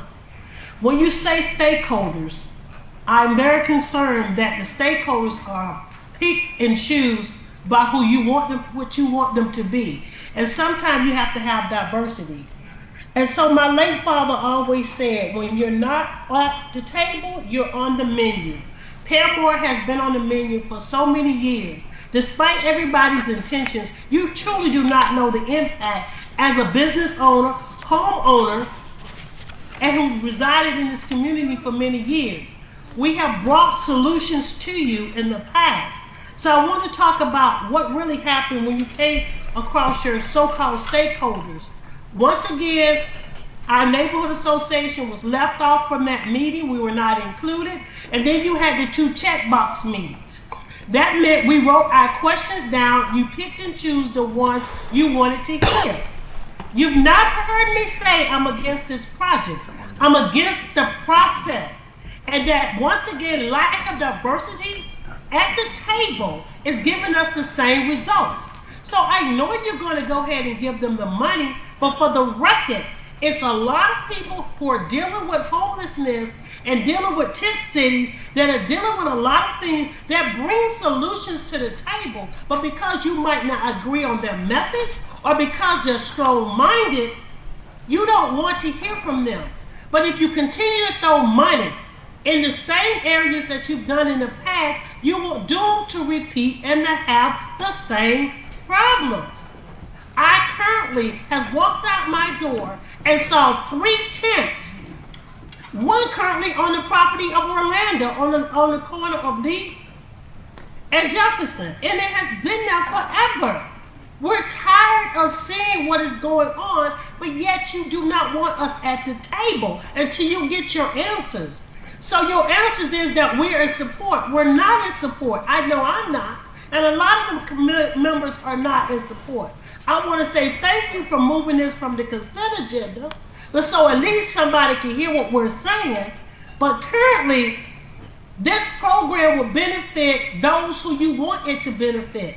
So if you can do one thing, bring back the task force, continue it on so it can monitor to see what's going on, and expand who's at that table. Because if we're not at the table, we're doomed to repeat and have a serious homeless problems, or what people call houseless problem in Paramore. Thank you. Okay, Jane Callahan.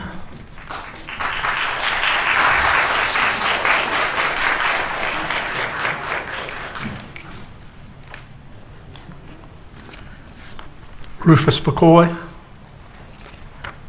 Then Nasika Dixon. Thank you, Mayor. Thank you, everybody on the board. My name's Rufus McCoy. I'm here to speak on Christian Service Center. I am a recent client. I just left Christian Service Center, got into a apartment complex in International Drive area, and it's a nice place. It's a rooming house, got good roommates, but I do want to continue. I do want my own, and this is just the start. I have to crawl before I have to walk, and I'm crawling. I want to be like my man that was before me. He said they helped him. He got things going. I want to be just right behind him. But Christian Service Center is a good place to be, and a good place to get yourself back together from being homeless. I was out there for 2.5 years. Short brief, but it was hard. I lost hope. I didn't think I would ever find anything, but I did. Thank you for Christian Service Center. They came around to me the second time. The first time I came here from Detroit, Michigan, 2001. My man right there standing beside you, Mr. Mayor, is a good friend. And I always love him because he helped me. And now here we are again, doing the same old thing. I didn't think I would do it again, but I said, pray to God. Came out of it once, you'll do it again. And that's what I'm gonna do. And I want Christian Service Center to remain where they're at and help with the people that do come far and far between, miles away, and don't have no place to stay. They are there to help. My first round, they didn't have the showers, they had the mail, they had the housing, but all the other stuff that was there, they didn't have. This time came around, it was there. I was wondering when it would come, and it came.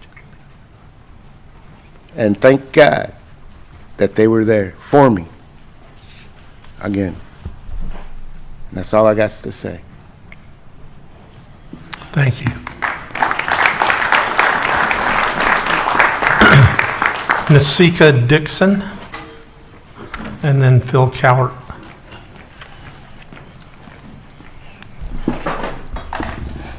Good afternoon. My name is Nasika Dixon. I am the Associate Director for Straight Street.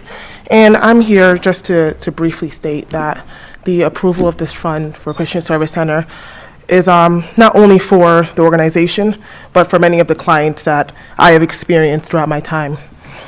One thing that I recognize is that there's a lot of need, a lot of people who rely on us consistently every day.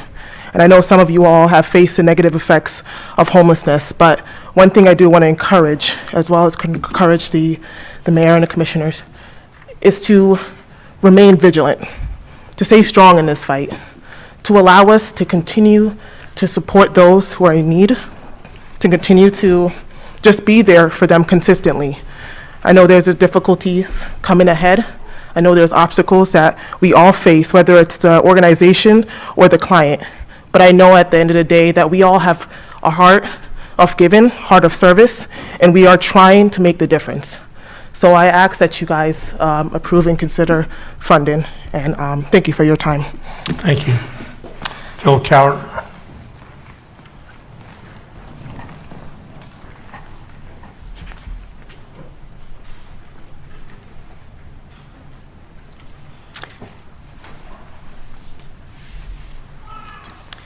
Good afternoon, Mayor and Councilman.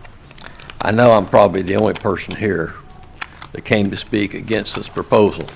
And I want you to understand that I'm not against the proposal in general. I'm just thinking that it's not the time to do it. And the reason I'm thinking that is we own properties all over Central Street and Church Street. I'm sure many of you get emails from me on a daily basis. And it's beyond my comprehension how that neighborhood can be totally out of control 24 hours a day. We have homeless people occupying the streets and our property. You've heard homeowners talking about the problems.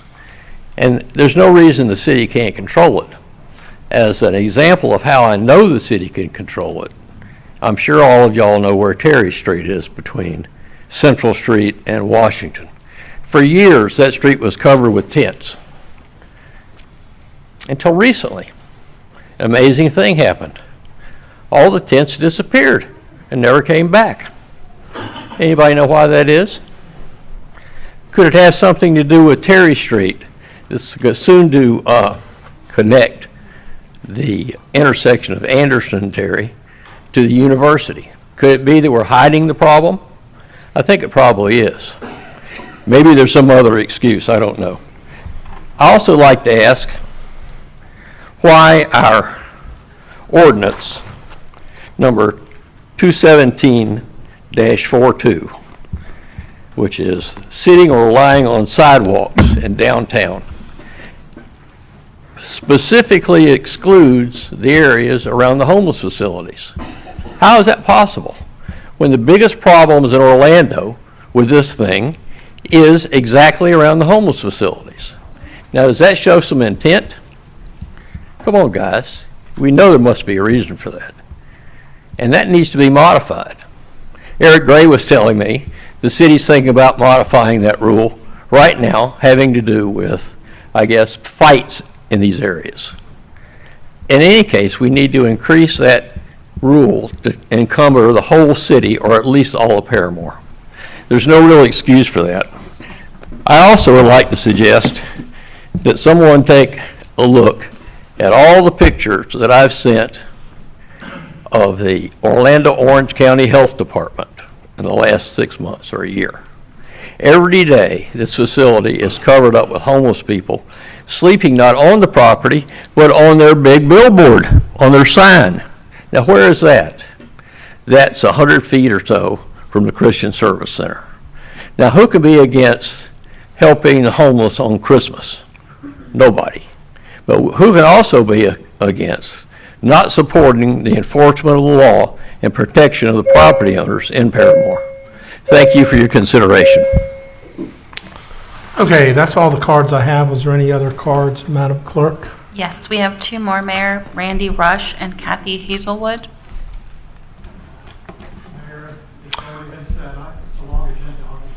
Okay, Randy Rush waives his time in support of moving forward.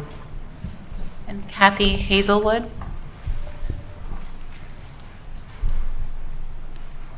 And, oh, there comes Kathy. This is going to be very short and sweet. Kathy Hazelwood, 621 Lakeview. I'm here as an advocate for affordable housing and appreciate all the work that you're doing around that.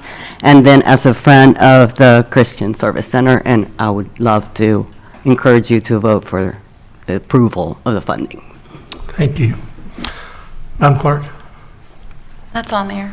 Okay, so that is the completion of the public comments. So I'm going to close the public hearing portion of this without objection. I'm going to adjourn the joint meeting, and I'm going to reconvene the city council meeting for consideration of new business item number 1, which is the item that needs to come before city council. So I'll open it for discussion, for motions. Commissioner Stewart. I think, go ahead and make a motion first, and I'll make some comment. Make a motion to adopt recommendation 1. Okay, motion by Commissioner Stewart, second by Commissioner Sheehan. Discussion, Commissioner Stewart. Mayor, let me just share, I've got a couple comments I'd like to share and some reference to it. I've had the opportunity to serve as Executive Director of the Christian Service Center. I did for 25 years, was involved for 6 or 8 years prior to that. I want to kind of give a brief, a little background as to kind of what's happened around it. The benefit of having a recent birthday gives me a chance to benefit of reminiscing when I want. So if you all don't like it, then too bad. In 1946, a group of businessmen from First Baptist Church decided to get together and create a small group that became the Orlando Union Rescue Mission. I have a unique contact to that. I don't brag on this except to share that it's part of my heart. It was my father's founding of one of those 4 men. And so this ministry I grew up with as a teenager, as a young child, to be involved and engaged in helping others. In 1971, the Christian Service Center gets started. A few years later, in the 80s, the Coalition for the Homeless gets started because, and my story, which if I say it loud enough and long enough, people will think it's actually true, but so it may or may not be true. But the churches came back down to downtown Orlando, went to the Christian Service Center, and essentially said, we need housing. And we said, we can't address that. Let's address that differently as a whole community. And so we began to do that, and that began the coalition. So those 3 organizations, along with the Salvation Army, have been carrying the water decades, generations, if possible, if you want to call it that. In 2004, Mayor Hood convened a commission on homelessness to see what to do. She asked me and Terry Dale Hunting, my good friend, to chair a working committee on homelessness. Mayor, you came in and continued that, and I'm so grateful for that. And I say all that to say that in that process, 20 years ago, we looked around and said, or yes, that's 20 years ago, and said, what does our community need? Came up with 19 recommendations for the community. And said, we got to do them all, and we're going to do it in a priority, and here's how we recommend it, and let's just move down this task. Mayor, I want to applaud you and applaud this council, because we've continued to chip away at those recommendations. They are timeless in a sense, but at the same time, they contain some things that are very important that simply not much of the change has occurred. One of the things that I share with you is that we talked about having a comprehensive day center in 2005 as a long-term need for our community. We talked about having a affordable housing element of what we're doing. We talked about all those issues and made those recommendations back to this council at that time. It's only through happenstance that we have the opportunity to have the assets, ability to move forward. And Mayor, I appreciate and applaud your work and your continued commitment for your entire time here on this issue. I also want to share with you that when you begin to look at where we are going, these issues are much more, how do I say this? They are timeless in a sense, and they are timely in a sense. There's things that we know we want to do. Joel, thank you for your comments, because I think the issue we deal with is not homelessness, it's helplessness. And how do we address helplessness if we don't provide a house for somebody, if we don't provide those services? There will always be an element of our community that will turn away from this. We felt years ago that this issue was an issue that was always a carrot and a stick. That what you want to do was you want to provide a carrot for people who really want to make change in their life. And then if they don't, then we're going to have to do some enforcement. I think this is on the edge of where we always wanted to be with providing a carrot. People want help. We want to provide that. Now, the challenge is, I know that facility probably almost as well as Eric now, and of course, Brian. That facility has been beat up for a long time. This is our opportunity. I began these discussions 6 or 7 years ago when I was an executive director with Thomas Chapman about how do we move forward, what's the direction, what's the role the city plays, how can we accomplish this task. All that was part of that same thing. And I feel like we are now finally there. But better than what our discussion with Thomas, my discussion with Thomas was, we were there with a plan that moves forward with an action. And we're there with measurables that we can determine our success. The next 18 months are going to be crazy because you've got a lot of construction you've got to do. But I think for once, when we said 20 years ago that we needed 5 or 6 of these things around our community, we now finally have a chance to do one.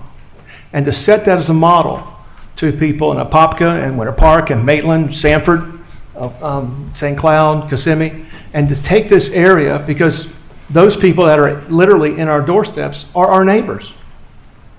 One of the things we did years ago was we did a thing called the 1,000-man study. And all we did was we went through the Coalition for the Homeless and we tracked and surveyed every person up until you got 1,000 and just said, that's the number, we're going to cut it off. We found that 82% of the people considered this town their home. So what are we doing about our neighbors? This is a chance, I think, Mayor, thank you for this. I think it's appropriate to be part of a comprehensive plan. I think it's appropriate to look at affordable housing. I think it's appropriate to look at other locations where we can provide these for services. But Orlando cannot take this brunt. The only benefit that Orlando has done is had this wonderful opportunity with the CRA to be able to take advantage of that out of our taxing district. We move this out to, say Rosemont or Thornton Park or Lake Nona, it becomes a different kind of funding cycle, and we can't afford that. So we need to go look at other municipalities and see if they can kind of complement what we're doing. A little bit of progress with East Orange County, some progress with West Orange County, but we need to do a great deal more. I am thrilled about this being that model, Mayor. I'm sorry for taking so long, but it's an area that's very dear to my heart. But I'm thrilled about this being that model and a chance for us now to move this forward, not only for the sake of our citizens that we serve, but also for the sake of an example as a byproduct to be something that we can serve and show our community that you can come together and you can make genuine positive change. So with that, Mayor, I'm honored to support it. Thank you, Commissioner. Further discussion? Hearing none, all in favor of the motion indicate so by saying aye. Aye. Those opposed? And so the motion carries. So let's get through this procedural part of this. If there's no objection, I'm going to recess the City Council meeting. I'm going to reconvene the CRA meeting for consideration of new business item number 2, which was item number 4 on the original CRA agenda. Is there a motion to approve? Motion by Commissioner Sheehan, second by Commissioner Burns. It's the same item that we just voted on as a City Council discussion. Hearing none, all in favor of the motion indicate so by saying aye. Aye. Those opposed? And so the motion carries. David, we have more on that agenda, but let's do the 2 items that number 3 and number 5, which relate to similar subject matter, so that the people that are interested in that can take their leave after those two. Absolutely, Mayor. Item 3 on the CRA is the agreement that I referenced before. This is with the Coalition for the Homeless for our annual funding for the Men's Service Center. As referenced earlier, we've had an agreement. Our last agreement was for 10 years from 2013 until 2023. What is before you is annual funding in the amount of $300,000 for 3 years to fund the operations of the Men's Service Center with the Coalition for the Homeless. Motion by Commissioner Stewart, second by Commissioner Sheehan. Discussion. Hearing none, all in favor of the motion indicate so by saying aye. Aye. As opposed, motion carries. And number 5. Number 5 is the CRA's annual funding agreement with the Healthcare Center for the Healthcare Center for the Homeless. This is the HOPE Team agreement, again, that I referenced earlier. CRA funds 2 of the 7 HOPE Team members, as well as providing funding towards supervision. It is for just shy of $112,000 for this next 23-24 fiscal year. Motion by Commissioner Sheehan, second by Commissioner Stewart. Discussion. Commissioner Burns. Yes, thank you, Mayor. Good afternoon again. As you're all aware, I have the privilege of serving as the president and CEO of the Healthcare Center for the Homeless now over 20 years. And item 5 that we're discussing is funding agreement with HCCH. For many years, the CRA has provided this grant funding to HCCH, and HCCH will again be receiving the grant funding for the current fiscal year under this agreement. I'd like to note that none of my compensation will come from the funds received pursuant to the funding agreement, and that I have not participated in any manner in any way. I have filed the necessary paperwork of a voting conflict with the city clerk and will be abstaining from this vote. Thank you, Commissioner. Further discussion. Hearing none, all in favor of the motion indicate so by saying aye. Aye. Those opposed, and so the motion carries. Okay, this is a historic day. You know, I've been mayor now 21 years in the city of Orlando, and since the first day I became mayor, we've been talking about this specific issue. So I don't want to let it go unnoticed that this happens every 21 years or so. But I'm extremely hopeful that this will be clearing call to other cities, other counties to do likewise, because this is the first, but we need a number of not as large, but smaller ones located throughout the region. And we also need a number of shelters located throughout the region. And we need a lot more affordable housing. So those are things that we all agree on, but we can't do it just by ourselves as a city of Orlando. So all of you that came and testified today, I thank you for that. It's a great day in the city of Orlando.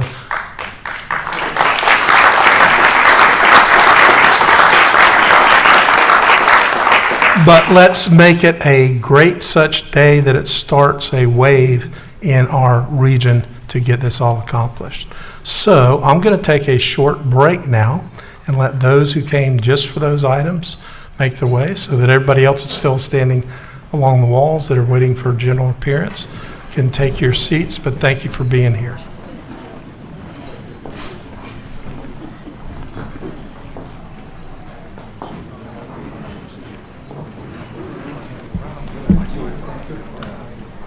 Congratulations, Eric. Thank you for taking this on.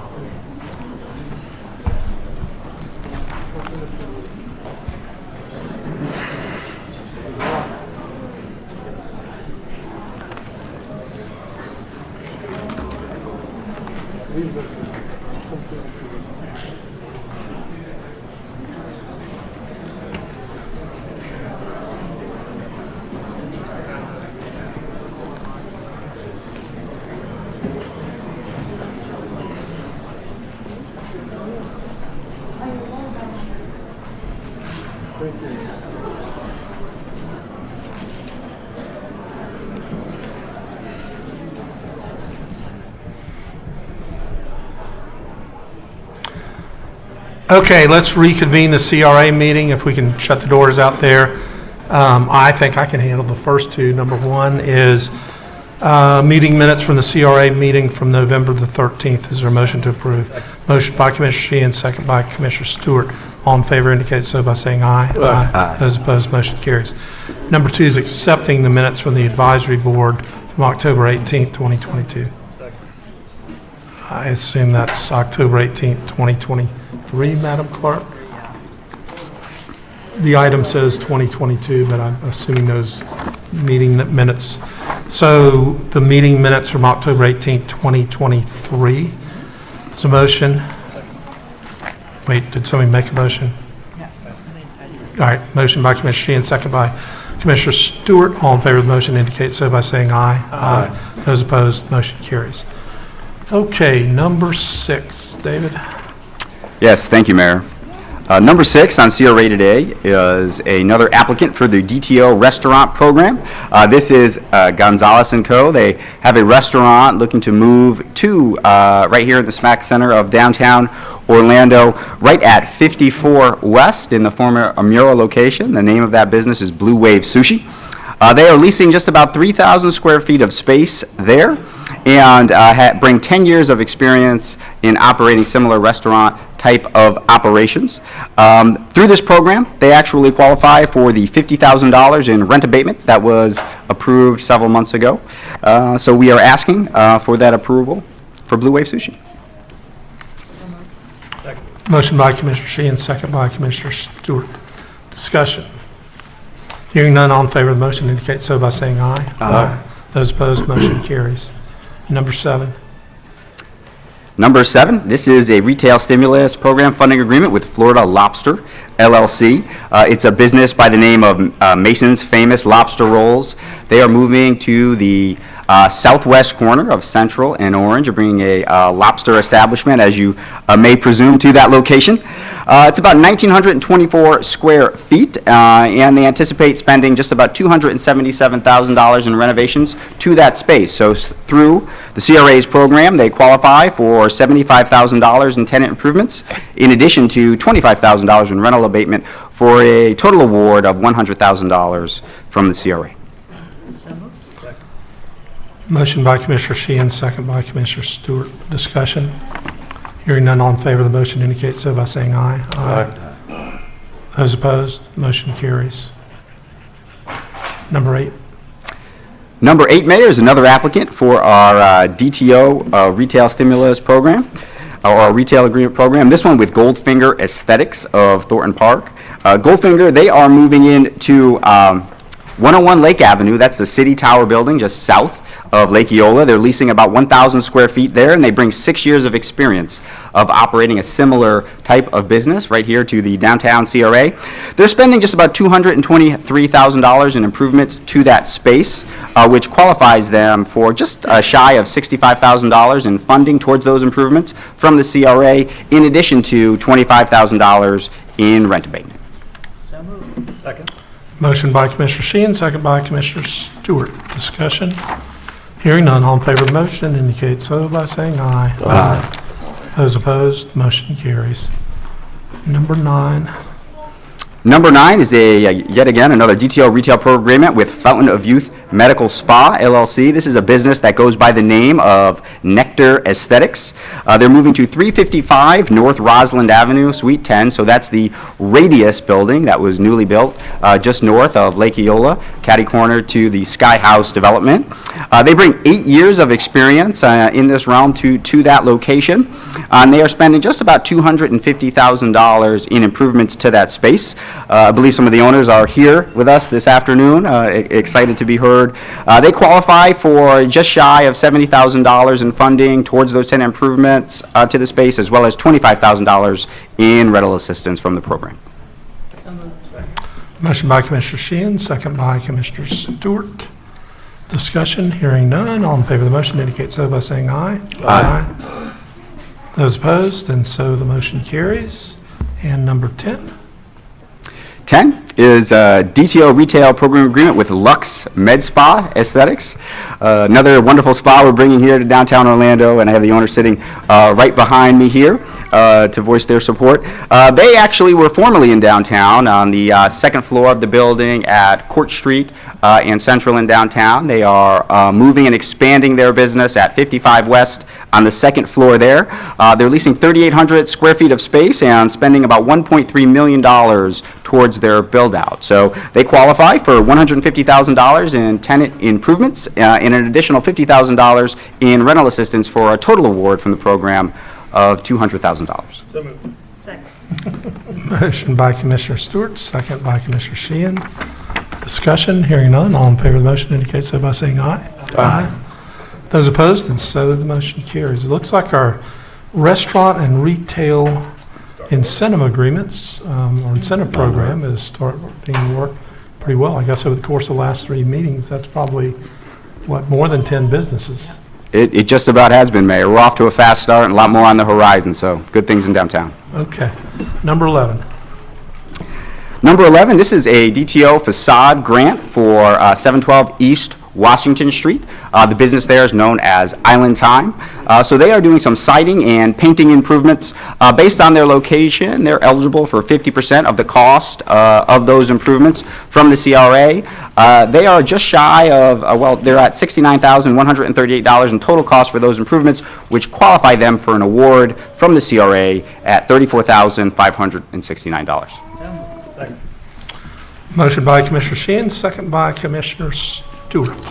Discussion, hearing none. All in favor of the motion indicate so by saying aye. Aye. Those opposed, motion carries. And number 12.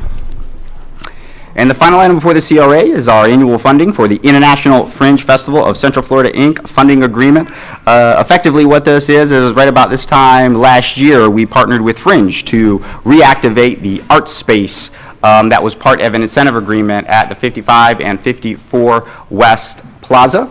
That space is now occupied by Fringe, and last year we partnered with them to offer them $307,000 to activate that space with a wide variety of program, and also to partner with a number of other arts organizations and give them access not only to the improvements of that space, but also to the talent associated with operating those.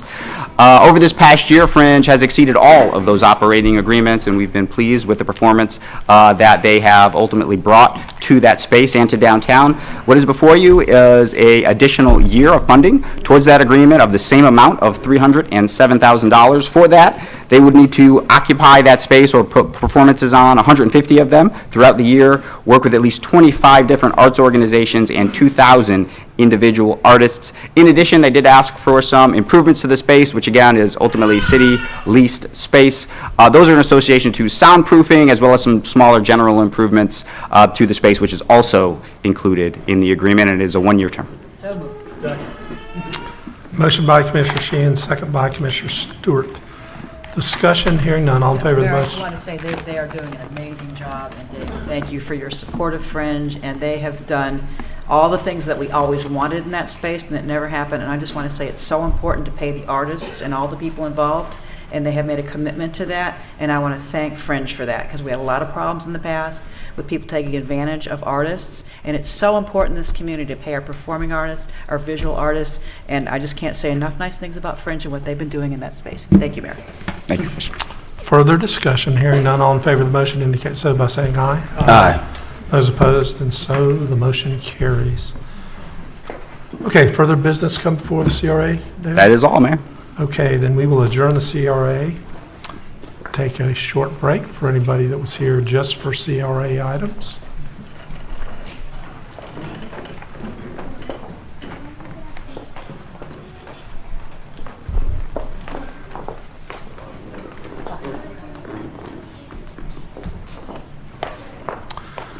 And we will reconvene the city council meeting, and we will move to, okay, we've already done new business, so we're going to move to hearings. We have one hearing. On November 13, 2023, City Council adopted an initial assessment resolution for the city's imposition of an assessment that will assist in funding charity health care to uninsured and low-income patients. This is the 7th year of this assessment, and the hospitals subject to the assessment support it. to complete the assessment proceedings and consider adoption of the final assessment resolution, council is required under the city's home rule special assessment ordinance to hold a public hearing. Notice of the hearing was advertised in the Orlando Sentinel on November the 20th, 2023. Madam Clerk, would you read the title of the resolution into the record? Final assessment resolution imposing and levying special assessments on specially benefited properties to support the provision of charity health care. A final assessment resolution of the City Council of the City of Orlando, Florida, authorizing and adopting a non-ad valorem assessment within the areas of the city limits described herein for the purpose of supporting the provision of charity health care by the city's hospitals to indigent members of the Central Florida community and the viability of those hospitals as important contributors to the city's economy. Finding and determining that certain real property is specially benefited by the increased support for charity care. Making certain other findings in relation thereto, establishing the method of assessing and collecting the assessment against the real property, establishing a public hearing to consider imposition of the proposed assessment and the method of its collection, authorizing and directing the publication and mailing of notices in connection therewith, if necessary, specifying the maximum annual assessment amount and the maximum assessment lien to be levied against the specially benefited real property, providing for certain other authorizations and delegations of authority in relation thereto, providing for severability, and providing an effective date. So move. Sorry, I'll second that. Okay, motion by Commissioner Burns, second by Commissioner Sheehan. I'm going to open the hearing and ask for public comment. Madam Clerk, do we have any requests for public comment? No speakers, Mayor. Then I will close the public hearing. Ask for discussion. Hearing none, all in favor of the motion indicate so by saying aye. Aye. Aye. Those opposed? And so the motion carries. Okay, that'll take us to hearings.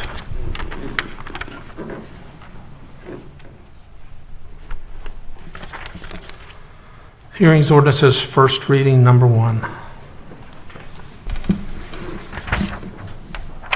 Ordinance number 2023-50, an ordinance of the City Council of the City of Orlando, Florida, amending the wastewater element of the city's growth management plan in accordance with the city's 2023 evaluation and appraisal report, providing for severability, correction, scrivener's error, and an effective date.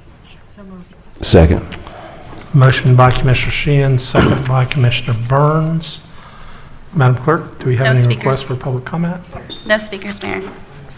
Discussion, hearing none, all in favor of the motion indicate so by saying aye. Aye. Those opposed, motion carries. And number 2. Ordinance number 2023-53, an ordinance of the City Council of the City of Orlando, Florida, vacating, closing, and abandoning the northern portion of Lee Avenue, generally located south of Piedmont Street, west of South Paramore Avenue, and north of Citrus Street, as described in the South Orlando Plat, as recorded in Plat Book 1012, page 146 of the Public Records of Orange County, Florida, and comprised of 0.21 acres of land, more or less, providing for the execution of affecting documents, severability, correction of scrivener's errors, and an effective date. Move to approve. Motion by Commissioner Burns, second by Commissioner Sheehan. Madam Clerk, No speakers, Mayor. discussion, hearing none, all in favor of the motion indicate so by saying aye. Aye. Those opposed, motion carries. Okay, then let's move to hearings ordinances on second reading, number 1. Ordinance number 2023-35, an ordinance of the City Council of the City of Orlando, Florida, annexing to the corporate limits of the city certain land generally located north of McCoy Road, east of Narcousie Road, south of Lee Vista Boulevard, and west of South Goldenrod Road, and comprised of 19.50 acres of land, more or less, and amending the city's boundary description, amending the city's adopted growth management plan to designate the property as industrial on the city's official future land use maps, designating the property as industrial park with the aircraft noise overlay district on the city's official zoning maps, providing for amendment of the city's official future land use and zoning maps, providing for severability, correction, scrivener's errors, permit disclaimer, and an effective date. Motion to adopt. Second. Motion by Commissioner Gray, second by Commissioner Ortiz. Madam Clerk, No speakers, Mayor. no speakers, discussion, hearing none, all in favor of the motion indicate so by saying aye. Aye. Those opposed, motion carries. Number 2.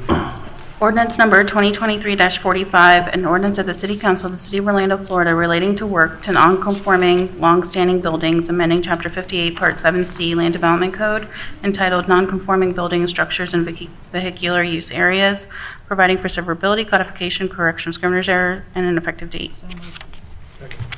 Motion by Commissioner Sheehan, second by Commissioner Stewart. Madam Clerk? No speakers, Mayor. No speakers. Discussion, hearing none, all in favor of the motion indicates so by saying aye. Aye. Those opposed? Motion carries. Number 3. Ordinance number 2023-46, an ordinance of the City Council of the City of Orlando, Florida, amending the city's adopted growth management plan to change the future land use map designation for approximately 2 acres of land generally located at the northeast corner of South Goldenrod and Lee Vista Boulevard, providing for amendment of the city's official growth management plan, providing for severability, correction of scrivener's error, and an effective date. Move to adopt.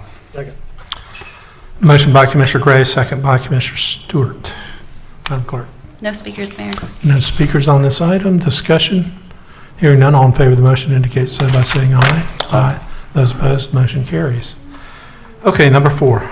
Ordinance number 2023-48, an ordinance of the City of Orlando, Florida, amending Chapter 43 of the Code of the City of Orlando entitled Miscellaneous Offenses by amending and restating Section 43.45, selling from street, sidewalks, and public rights-of-way during events at this Florida Citrus Bowl, Orlando, Tinker Field, Mayor Bob Carr Performing Arts Center, and Amway Center.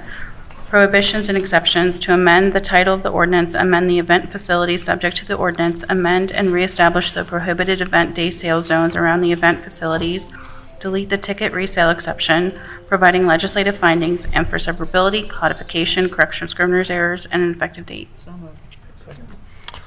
Motion by Commissioner Sheehan, second by Commissioner Stewart. Madam Clerk? No speakers, Mayor. No speakers. Discussion? Hearing none, all in favor of the motion indicate so by saying aye. Aye. Those opposed? And the motion carries. All right, let's move to ordinances, first reading, number 1. Ordinance number 2023-47, an ordinance of the City of Orlando, Florida, annexing to the corporate limits of the city certain land generally located north of Silver Star Road, east of Mercy Drive, and south of Shader Road, and comprised of 4.88 acres of land, more or less, and amending the city's boundary description, amending the city's adopted growth management plan to designate the property as industrial on the city's official future land use maps, designating the property as industrial general with the Wekiva overlay district on the city's official zoning maps, providing for the amendment of the city's official future land use and zoning maps, providing for severability, correction of scrivener's errors, permit disclaimer, and an effective date. So moved. Second. Second. You can let him have it.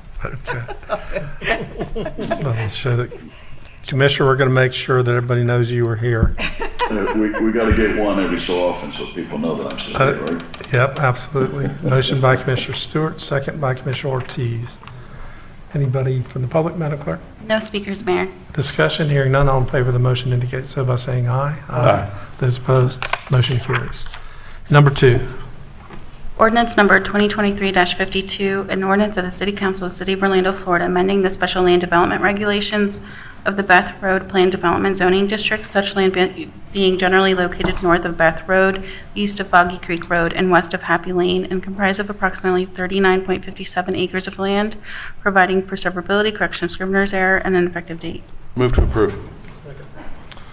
Motion by Commissioner Gray, second by Commissioner Stewart. Madam Clerk?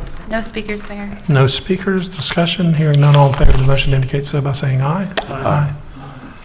Those opposed, motion carries. Number 3. Ordinance number 2023-54, an ordinance of the City Council of the City of Orlando, Florida, amending the city's growth management plan to change the future land use map designation for certain land generally located south of Piedmont Street, west of South Paramore Avenue, north of Citrus Street, and east of South Westmoreland Drive, comprised of 2.15 acres of land, more or less, from industrial to residential medium intensity, changing the property zoning designation from general industrial with the traditional city overlay district to medium intensity development with the traditional city overlay district, providing for amendment of the city's official future land use and zoning maps, providing for severability, correction of scrivener's error, permit disclaimer, and an effective date. Move to approve. Motion by Commissioner Burns, second by Commissioner Sheehan. No speakers, Mayor. No speakers. Discussion, hearing none. All in favor of the motion indicate so by saying aye. Aye. Those Those opposed, motion carries. Number 4. Ordinance number 2023-55, an ordinance of the City of Orlando, Florida relating to disorderly conduct, amending Chapter 43, Section 43.06 of the Code of the City of Orlando, Florida, prohibiting the intentional blockage of sidewalks, providing for severability, providing for codification, correction of scrivener's error, and an effective date. Motion by Commissioner Sheehan, second by Commissioner Stewart. No speakers, Mayor. No speakers, discussion.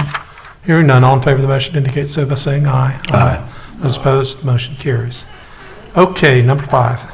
Ordinance number 2023-56, an ordinance of the City Council of the City of Orlando, Florida, amending Chapter 62, Orlando City Code to modify the Virginia Drive Special Plan, providing legislative findings and for severability, codification, correction of scrivener's error, and an effective date.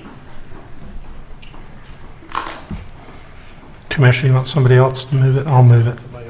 Okay. Move to approve. I don't want to move it either. Commissioner Ortiz moves it. Second. Second by Commissioner Gray. Any comments? No speakers, Mayor. No comments. All in favor of the motion indicate by saying aye. Aye. Those opposed? 4-2.